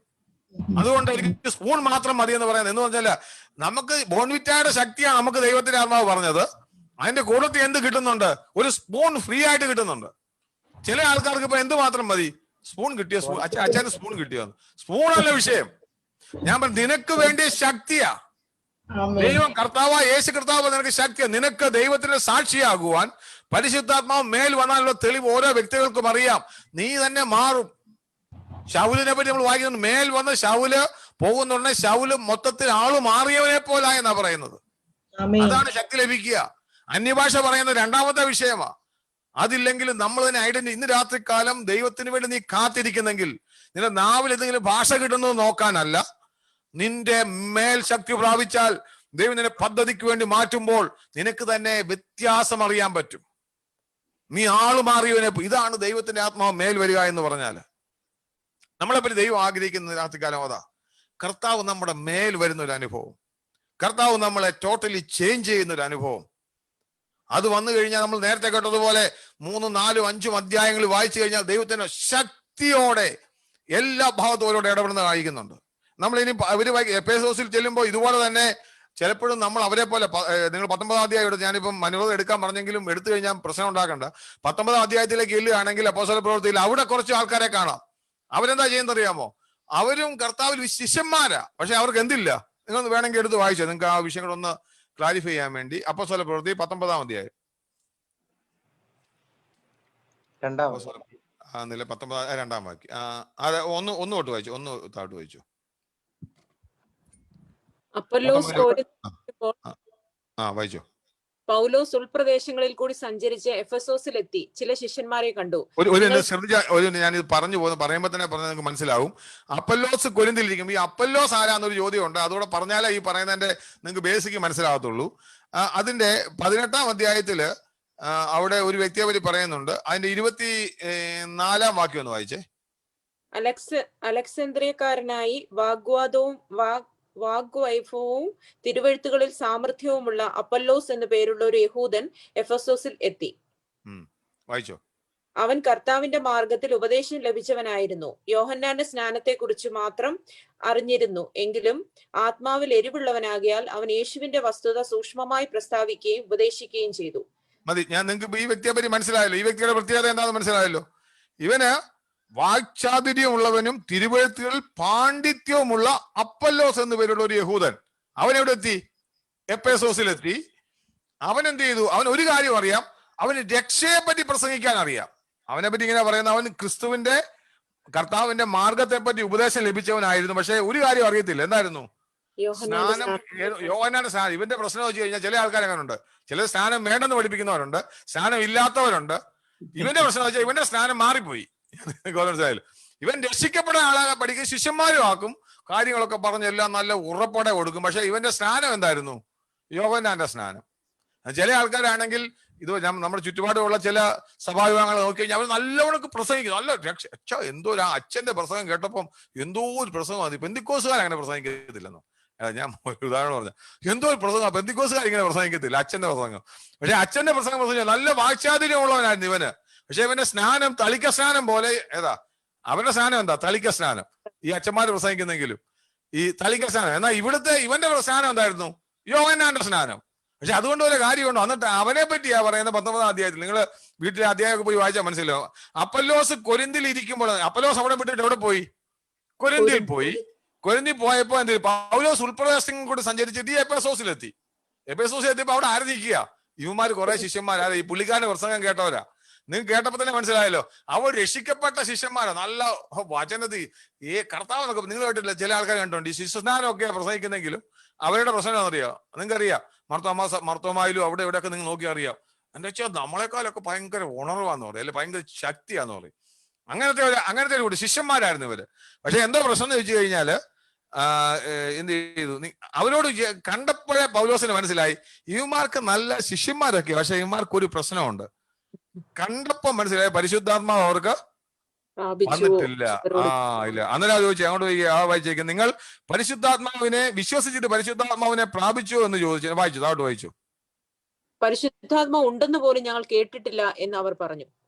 എന്നാൽ ഏതായിരുന്നു നിങ്ങളുടെ സ്നാനം എന്ന് അവൻ അവരോട് ചോദിച്ചതിന് യോഹന്നാന്റെ സ്നാനം എന്ന് അവർ പറഞ്ഞു. മനസ്സിലായല്ലോ? ഇവൻ എവിടെ കിട്ടിയാന്ന് മനസ്സിലായല്ലോ. അപ്പല്ലോസ് അപ്പച്ചൻ അവിടെ നിന്ന് പഠിപ്പിച്ചതാ, ശിഷ്യന്മാരും ആക്കി, യോഹന്നാന്റെ സ്നാനം കൊടുത്ത അമ്മാരെ അവിടെ ഇട്ടു. പൗലോസ് കൊരിന്തി ചെന്നപ്പോഴാ കണ്ടത്, ഇവന്മാർ ഇതുവഴി വന്നപ്പോഴാ കണ്ടപ്പോഴാ മനസ്സിലായി ഇവൻ എന്ത് കിട്ടിയോന്നല്ല, പരിശുദ്ധാത്മാവ് മേൽ വന്ന ഒരു വ്യക്തിയുടെ അഭിപ്രായമില്ല. ഇവൻ പക്ഷേ കർത്താവായ യേശുവിൽ വിശ്വസിച്ചു, രക്ഷിക്കപ്പെട്ടു. ആ ദൈവത്തിന്റെ ആത്മാവ് ഉള്ളിലുള്ളവനാ. സ്നാനം പക്ഷെ മാറിപ്പോയി. അതുകൊണ്ട് കാര്യം നടക്കും. പൗലോസ് പറഞ്ഞു നിങ്ങൾ പ്രാപിച്ചോ, ഇല്ലെങ്കിൽ എന്ത് ചെയ്യണം? അടുത്ത വാക്യം എന്താ വായിച്ചേ? 4-ാം വാക്യം. യോഹന്നാൻ മാനസാന്തര സ്നാനം അത്രേ കഴിപ്പിച്ചു, തന്റെ പിന്നാലെ വരുന്നവനായ യേശുവിൽ വിശ്വസിക്കണമെന്ന് ജനത്തോട് പറഞ്ഞു എന്ന് പറഞ്ഞു. അന്നേരം എന്താ പറഞ്ഞത്? ഞാൻ പറഞ്ഞറിയോ? അവൻ പറഞ്ഞത് മാനസാന്തര സ്നാനമാ യോഹന്നാൻ പ്രസംഗിച്ചത്. പക്ഷെ യേശു കർത്താവ് എന്താ വിശ്വസിക്കുന്നവർക്കുള്ള സ്നാനമാ പറഞ്ഞത് എന്ന് പറഞ്ഞപ്പോ അവന്മാർ എന്ത് ചെയ്തു? 5-ാം വാക്യം. ഇത് കേട്ടാറെ അവർ കർത്താവായ യേശുവിന്റെ നാമത്തിൽ സ്നാനമേറ്റു. ഇപ്പോഴവന്മാര് ശരിക്കുള്ളവന്മാരായത്. എത്ര ശക്തിയോടെ പ്രസംഗിച്ചോടും കാര്യമില്ല. കർത്താവായ യേശു ക്രിസ്തുവിന്റെ നാമത്തിൽ പോയി എന്ത് ചെയ്തു? സ്നാനമേറ്റു. സ്നാനമേറ്റ് കഴിയുമ്പോൾ അടുത്ത പൗലോസ് എന്ത് ചെയ്യുന്നു? അടുത്ത പൗലോസ് എന്താ ചെയ്യുന്നത്? കൈവച്ചപ്പോൾ പരിശുദ്ധാത്മാവ് അവരുടെ മേൽ വന്ന് അവർ അന്യഭാഷകളിൽ സംസാരിക്കുകയും പ്രവചിക്കുകയും ചെയ്തു. എന്ത് ചോദിക്കേ? അവിടെ പൗലോസ് കൈവച്ചപ്പോൾ പരിശുദ്ധാത്മാവ് എന്ത് ചെയ്തു? മേൽ വന്നു. നിങ്ങൾ മനസ്സിലായി? മേൽ വന്നെന്ന് പറഞ്ഞാൽ എന്താണെന്നറിയോ? ആ പരിശുദ്ധാത്മ സ്നാനം അവർക്ക് ലഭിച്ചു. ഞങ്ങളുടെ ചെറുപ്പകാലത്തൊക്കെ ആണെങ്കിൽ ഈ കാത്തിരിപ്പ് യോഗത്തിലൊക്കെ വരുന്ന ചില ഈ കാത്തിരിപ്പ് യോഗ വിദഗ്ധന്മാരായ പാസ്റ്റർമാരുണ്ടായിരുന്നു ഞങ്ങളുടെ ചെറുപ്പത്തില്. അവർ നമ്മളിങ്ങനെ കാത്തിരിപ്പ് യോഗത്തിനിരിക്കും, നമ്മുടെ തലയെ അവര് വചനം അവർക്ക് വലിയ തിയോളജി ഒന്നും അറിയത്തില്ലെങ്കിൽ അവർ നമ്മുടെ തലയെ കൈവച്ച് എന്ത് ചെയ്യും? പ്രാർത്ഥിക്കും, യേശു ക്രിസ്തുവിന്റെ നാമത്തിൽ ഈ പരിശുദ്ധാത്മാവിനെ പ്രാപിക്കട്ടെ എന്ന് പറഞ്ഞു. അങ്ങനെ ദൈവത്തിന്റെ ആത്മാവ് ചെയ്യുന്ന കുറെ ആൾക്കാർ ഞങ്ങളുടെ ചെറുപ്പത്തിലൊക്കെ ഉണ്ടായിരുന്നു. ഞാൻ പറഞ്ഞത് നിങ്ങൾക്കൊരു മനസ്സിലാക്കാൻ വേണ്ടി എന്ന് പറഞ്ഞ അർത്ഥം. അതുപോലെ പൗലോസ് എന്ത് ചെയ്തു? കരം വെച്ചു. അവര് നമ്മൾ പഴയ നിയമത്തിൽ വായിച്ചു അതുപോലെ തന്നെ അല്ലേ ഇവിടെ പ്രവചിക്കുകയും ചെയ്തു, പിന്നെ അന്യഭാഷകൾ സംസാരിക്കുകയും ചെയ്തു. അതുകൊണ്ട് അന്യഭാഷയെ ഞാൻ സഹിച്ചാൻ പറഞ്ഞു, ഇനി അന്യഭാഷ ഇല്ലെന്നും പറഞ്ഞു. അങ്ങനൊന്നും പറഞ്ഞേക്കില്ല. ഇവിടെ അന്യഭാഷ സംസാരിച്ചിട്ട് അത് പറഞ്ഞ് പ്രശ്നമൊന്നും ഉണ്ടാക്കല്ലേ. ഞാൻ പറഞ്ഞ സ്പൂണൊക്കെ കിട്ടുന്നവരെല്ലാം എടുത്തോണം, സ്പൂൺ ഇതിൽ കൂടുതൽ ഉള്ളതാണ്. അതുകൊണ്ട് ഇവർ അന്യഭാഷ സംസാരിച്ചു. അതുകൊണ്ട് ഇനി അതില്ലെന്നും പറഞ്ഞ് ആരും പ്രശ്നം ഉണ്ടാക്കണ്ട. അതുകൊണ്ട് ഇനി നിങ്ങൾ ഇത് പറഞ്ഞപ്പോ ഇനിയും ഒരു കാര്യം ശ്രദ്ധിക്കേണ്ടത്, ഇവിടെ പറയുന്ന പരിശുദ്ധാത്മാവ് മേൽ വരുമ്പോൾ ലഭിക്കുന്ന അന്യഭാഷ അതെന്ന് പറയുന്ന അടയാളമാണ്. എന്നാൽ കൊരിന്ത്യ ലേഖനത്തിൽ നമ്മൾ വായിക്കുന്ന അന്യഭാഷ അത് കൃപാവരമാണ്. ഇത് നിങ്ങൾ രണ്ടുമൊക്കെ പിന്നെ പഠിക്കേണ്ട ഒരു സംശയം ഉണ്ടെന്ന് ചോദിച്ചാൽ പറഞ്ഞുതരാം. ഇതെന്ന് പറയുന്നത് അവർക്ക് അവരുടെ മേൽ വന്നത് അവരെ ഐഡന്റിഫൈ ചെയ്യാൻ വേണ്ടി, ഇവർക്ക് ഈ പരിശുദ്ധാത്മ സ്നാനം മേൽ വന്ന് ലഭിച്ചു എന്ന് ഐഡന്റിഫൈ ചെയ്യാൻ വേണ്ടി ലഭിച്ചതാണ്. എന്നാൽ നമ്മൾ അതേ സമയത്ത് നമ്മൾ 8-ാം അധ്യായത്തിൽ വായിച്ചപ്പോൾ നോക്കിയാൽ നിങ്ങൾക്ക് അത് ഐഡന്റിഫൈ ചെയ്തത്. 8-ാം അധ്യായത്തിൽ നമ്മൾ വായിച്ചപ്പോൾ നിങ്ങൾ ആ ഭാഗം കൂടെ എടുത്തോ, നിങ്ങളുടെ കൺഫ്യൂഷൻ തീർത്തേക്കാം. 8-ാം അധ്യായത്തിൽ നമ്മൾ വായിച്ചു അതിന്റെ 17-ാം വാക്യം, 8-ന്റെ 17 ഒന്നുകൂടി വായിച്ചു. നമ്മൾ വായിച്ചത് അവർ അവരുടെ മേൽ കൈവച്ചപ്പോൾ അവർക്ക് പരിശുദ്ധാത്മാവ് ലഭിച്ചു. ശ്രദ്ധിച്ച്, അവരുടെ മേൽ കൈവച്ച പരിശുദ്ധം ലഭിച്ചു. പക്ഷെ ഇവിടെ പ്രവചിച്ചെന്നും പറഞ്ഞില്ല, അന്യഭാഷ പറഞ്ഞെന്നും പറഞ്ഞില്ല. പക്ഷേ അവർക്ക് മനസ്സിലായി. ചിലപ്പോൾ അവിടെ പ്രവചിച്ച് കാണാം, ചിലപ്പോൾ അന്യഭാഷ, എനിക്കറിയത്തില്ല, അവിടെ എഴുതിയിട്ടില്ല. അതുകൊണ്ട് ഞാൻ പറഞ്ഞത് സ്പൂൺ കിട്ടിയില്ലെങ്കിലും ശക്തി ലഭിച്ചാൽ മനസ്സിലാക്കിക്കോണമെന്ന് ഞാൻ പറഞ്ഞതിന്റെ അർത്ഥം. മനസ്സിലായല്ലോ? അതുകൊണ്ട് നമുക്ക് അതേസമയം കൃപാവരം എന്ന് പറയുന്ന അന്യഭാഷയാണ് നമ്മൾ ഇവിടെ കാണുന്നത്. കൊരിന്ത്യർ ലേഖനത്തിൽ അവിടെ കൃപാവരങ്ങളിൽ വിശ്വാസം, അതുപോലെ തന്നെ രോഗശാന്തിയുടെ വരം, പിന്നെ വിവിധ ഭാഷകളുടെ വരം, ഇങ്ങനെ ഒത്തിരി ഉണ്ട്. ഞാൻ സമയത്തിന് മുമ്പോട്ട് പോകുന്നതുകൊണ്ട് ഞാൻ നിർത്താൻ പോവാ. അതായത് നിങ്ങൾക്ക് സംശയം ഉണ്ടെങ്കിൽ പിന്നീട് ചോദിച്ചാൽ ഞാനത് പറഞ്ഞു തരാം. അങ്ങനെ ആകുമ്പോൾ ഇന്ന് രാത്രികാലം ദൈവത്തിന്റെ ആത്മാവ്, ഞാൻ പറഞ്ഞതോടെ നിർത്തുക, ദൈവം നമ്മളെ പറ്റി എല്ലാം വിളിച്ചിരിക്കുന്നത്. ഇനി ഇതിനകത്ത് ഒത്തിരി, നിങ്ങൾ 10-ാം അധ്യായത്തിൽ വെച്ചാൽ കൊർന്നല്യോസിന്റെ ഭവനമുണ്ട്. പിന്നെ അതുപോലെ തന്നെ പല ഭവനങ്ങളിൽ ദൈവത്തിന്റെ ആത്മാവ് അവരുടെ മേൽ വരുന്നതും അവിടെ നടക്കുന്ന സംഭവങ്ങളൊക്കെ നമ്മൾ വായിക്കുന്നുണ്ട്. ഇന്ന് രാത്രികാലം അതിനകത്തൊക്കെ ദൈവത്തിന്റെ ആത്മാവ് ഇടപെടുന്ന വിധങ്ങൾ നിങ്ങൾക്ക് പോയാൽ വായിച്ചാൽ മനസ്സിലാക്കാം. നിങ്ങൾ തന്നെ വായിക്കുക. ഇത്ര ഞാൻ ഇട്ട് തന്നു കഴിഞ്ഞാൽ നിങ്ങൾ അപ്പോസ്തല പ്രവൃത്തി വായിച്ചിട്ട് പരിശുദ്ധാത്മാവിൽ നിറഞ്ഞതും പരിശുദ്ധാത്മാവ് മേൽ വന്നതും നിങ്ങൾ ഐഡന്റിഫൈ ചെയ്യണം. ഞാൻ അങ്ങനെ ഞാൻ പഠിച്ചെങ്ങനെയാന്ന് ചോദിച്ചു കഴിഞ്ഞാൽ ഇത് മനസ്സിലാക്കിയപ്പോൾ പരിശുദ്ധാത്മാവ് മേൽ വരിക എന്ന് കണ്ടപ്പോൾ ഞാൻ അപ്പോസ്തല പ്രവൃത്തി എന്നോട് വായിക്കാൻ തുടങ്ങി. ഇന്നത്തെ കാലത്ത് അങ്ങനെ വായിക്കേണ്ട ആവശ്യമില്ല. എന്റെ ചെറുപ്പകാലത്ത് ഞാൻ അന്നത്തെ കാലത്ത് ഇങ്ങനത്തെ ഏതാ നമുക്കിങ്ങനെ സെലക്ട് ചെയ്യാം. ഇപ്പോഴാണെങ്കിൽ ഗൂഗിളിലൊക്കെ പോയി സെലക്ട് ചെയ്താൽ ആ അധ്യായത്തിലെ മുഴുവൻ എവിടെയൊക്കെ ഹോളി സ്പിരിറ്റ് ഉണ്ടെന്ന് വെച്ചാൽ അതെല്ലാം വരും. അന്നത്തെ കാലത്ത് ഓരോന്നും ഇരുന്ന് ഓരോ അധ്യായം വായിക്കും. എവിടെ മേൽ വരുന്നത് കാണും, അവിടെ ഐഡന്റിഫൈ ചെയ്യും, അണ്ടർലൈൻ ചെയ്യും, എന്നിട്ട് ഇരുന്ന് പഠിക്കും. ദൈവത്തിന്റെ ആത്മാവ് നമുക്ക് വെളിപ്പെടുത്തി തരും. അങ്ങനെ അന്നത്തെ കാലത്ത് ഞാൻ പഠിച്ചു. ഇന്ന് നമുക്ക് വളരെ എളുപ്പമാണ്. അതുകൊണ്ട് അപ്പോസ്തല പ്രവൃത്തികൾ വായിക്കുക.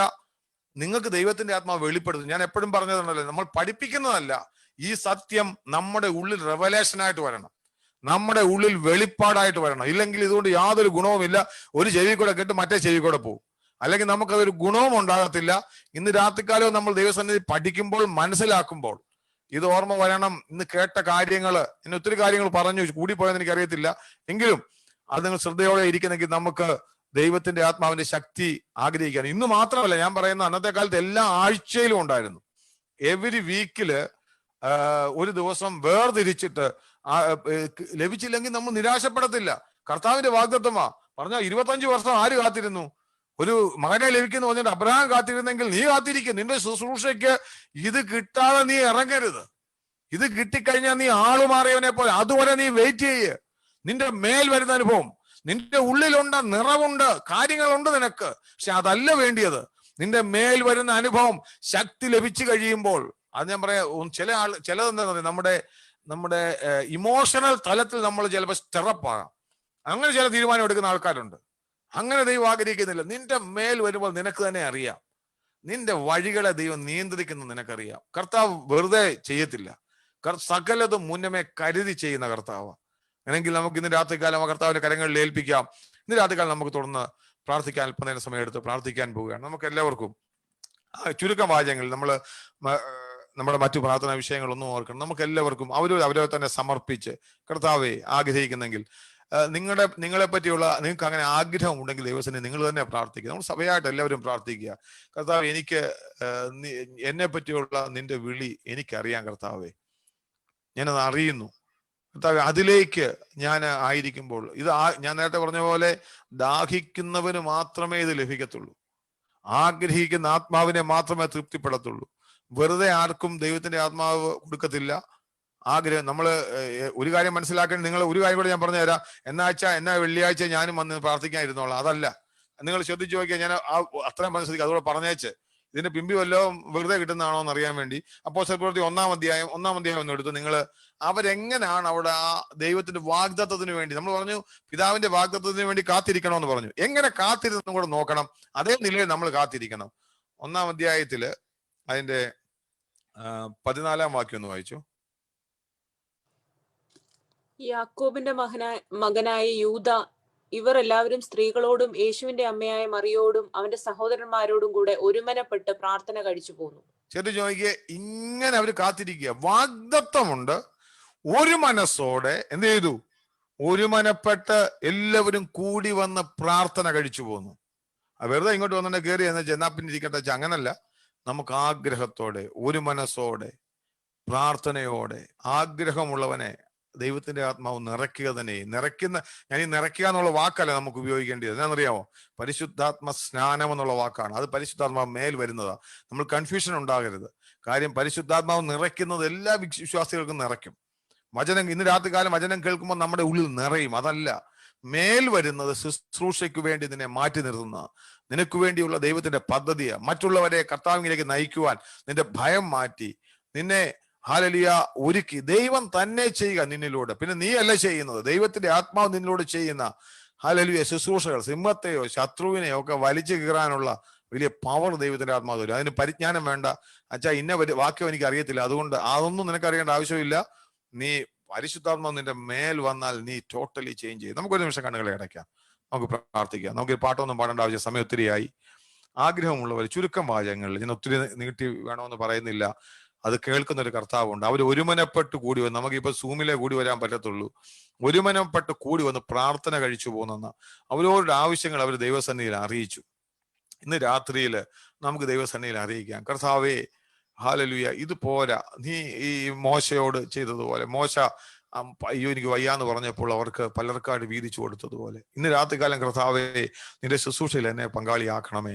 കർത്താവെ എനിക്ക് ആ ശക്തിയോടെ നിൽക്കുവാൻ തക്കവണ്ണം എന്നെ പറ്റിയുള്ള പദ്ധതി അതാണെന്ന് ഞാൻ അറിയുന്നു. ഇനി ഈ ഒരു സംശയം വേണ്ട, ആർക്കും ഒരു കാര്യം മനസ്സിലാക്കണം. അയ്യോ എനിക്ക് വിളിയുന്നില്ല അച്ഛാ, എന്നെ ഇങ്ങനെ അങ്ങനൊന്നുമല്ല. സകല ജാതികളോടും എല്ലാവരും പോയി സുവിശേഷം പറഞ്ഞോളാൻ കർത്താവ് പറഞ്ഞു. അതുകൊണ്ട് അതിനകത്ത് ഒഴികഴിവ് ആർക്കും ഇല്ല. അതുകൊണ്ട് നീ ഇങ്ങനെ ആത്മാവ് ഉള്ളിലുണ്ട്, ഞാൻ മകനാന്നും പറഞ്ഞ് ജീവിക്കുന്ന ജീവിതമല്ല നമുക്ക് വേണ്ടുന്നത്. കർത്താവെ എനിക്കൊന്നറിയുന്നു, നീ എന്നോട് കൽപ്പിച്ച സാക്ഷിയാകാനുള്ള പദ്ധതി പൂർത്തീകരിക്കണമെങ്കിൽ നിന്റെ ആത്മാവിന്റെ ശക്തി എന്റെ മേൽ വരണം കർത്താവ്, എങ്കിൽ മാത്രമേ ഉള്ളൂ. ആ പരിശുദ്ധാത്മ സ്നാനം എനിക്ക് ലഭിക്കണം. അത് മാത്രമല്ല കർത്താവെ, ഞാൻ കേട്ടതുപോലെ മൈറ്റ്ലി അപ്പോൺ ദം, ശക്തിയോടെ അവരുടെ മേൽ വന്ന് കർത്താവ് എനിക്ക് ലഭിച്ചത് അതിനപ്പുറത്ത് എനിക്ക് ലഭിക്കണം. ഇന്ന് രാത്രികാലം നമുക്ക് പ്രാർത്ഥിക്കാം. ഒരു നിമിഷം. Thank you Jesus. കർത്താവെ, ഇന്ന് രാത്രികാലം വചനം കേട്ട എല്ലാം നിന്റെ കുഞ്ഞുങ്ങളെ നിന്റെ കരങ്ങളിൽ ഏൽപ്പിക്കുന്നു. അപ്പ ഞങ്ങൾ വചനത്തിൽ നിന്ന് കേട്ടതുപോലെ ഞങ്ങളെ പറ്റിയുള്ള നിന്റെ കരുതൽ വലുതാണ് കർത്താവെ. ഞങ്ങൾ കഴിവില്ലാത്തവരാണെങ്കിലും അതിനെ ഓവർകം ചെയ്യുന്ന പരിശുദ്ധാത്മാവിന്റെ വലിയൊരു സ്നാനത്തിന്റെ ശുശ്രൂഷ കർത്താവെ, ഞങ്ങൾ അതിനു വേണ്ടി കാത്തിരിക്കുന്ന വിശ്വാസത്തോടെ. അന്ന് കർത്താവെ പിതാവിന്റെ വാഗ്ദത്തം അത് അവർക്ക് വേണ്ടി മാത്രമുള്ളതല്ലായിരുന്നു. ഞങ്ങൾ അറിയുന്ന കർത്താവെ, നീ കൊടുത്ത നിന്റെ മക്കൾക്ക് എല്ലാവർക്കും വേണ്ടിയുള്ള വാഗ്ദത്തമാണ്. ഇന്ന് രാത്രിക്കാലം ഞങ്ങൾ അത് വീണ്ടും വിശ്വസിക്കുന്നു. കഴിഞ്ഞ നാളുകളിൽ ഞങ്ങളുടെ മനസ്സിൽ കർത്താവെ തെറ്റിദ്ധാരണയായിട്ടുണ്ടായിരുന്ന എല്ലാ ആ നെഗറ്റീവ് വിശ്വാസങ്ങളും മാറിപ്പോകട്ടെ കർത്താവെ. യേശുക്രിസ്തുവിന്റെ നാമത്തിൽ അത് മാറിപ്പോയി കർത്താവെ. പരിശുദ്ധാത്മ സ്നാനത്തിലേക്ക്, പരിശുദ്ധാത്മ ഞങ്ങളുടെ മേൽ വരുന്ന അനുഭവത്തിലേക്ക് ഞങ്ങൾ മാറ്റപ്പെടുവാൻ, ഞങ്ങൾ രൂപാന്തരപ്പെടുവാൻ കർത്താവ്, അതിലൂടെ നിന്റെ കർത്താവെ പദ്ധതിയുടെ പൂർത്തീകരണത്തിലേക്ക് ചെല്ലുവാൻ കർത്താവെ ഹല്ലേലൂയ, ഞങ്ങൾ ശക്തി ലഭിച്ചിട്ട് ഞങ്ങളെ കാണുന്നവർ ഐഡന്റിഫൈ ചെയ്യത്തക്ക നിലയിൽ കർത്താവെ, ഞങ്ങളുടെ മേൽ നിന്റെ നാമം മഹത്വം എടുക്കത്തക്ക നിലയിൽ കർത്താവ് ഞങ്ങളെ ഉപയോഗിക്കണമേ. കേട്ട എല്ലാം നിന്റെ കുഞ്ഞുങ്ങളെയും ഏൽപ്പിച്ച് പ്രാർത്ഥിക്കുന്ന കർത്താവെ, അടിയനെ ദൈവസന്നിധിയിൽ ഏൽപ്പിക്കുന്നപ്പാ, കൂടുതൽ കർത്താവെ കൃപ നീ പകരണം കർത്താവെ. പരിശുദ്ധാത്മാവിന്റെ കൂടുതൽ ശക്തി കർത്താവെ കൂടുതലായി ഞങ്ങളുടെ മേൽ പകരണം കർത്താവെ. ഓരോ ദിവസവും അനുദിനവും കർത്താവെ മേൽക്കുമേൽ ശക്തി പ്രാപിക്കുന്നവരായി നിനക്ക് വേണ്ടി നിൽപ്പാൻ സഹായിക്കണമേ. യേശു ക്രിസ്തുവിന്റെ വിലയേറിയ നാമത്തിൽ തന്നെ ആമേൻ, ആമേൻ. ഇനി പ്രാർത്ഥിക്കാനുള്ള ചുരുക്കം വാചകങ്ങൾ ദൈവത്തിന് തങ്ങളെ തന്നെ സമർപ്പിച്ച് പ്രാർത്ഥിക്കാം.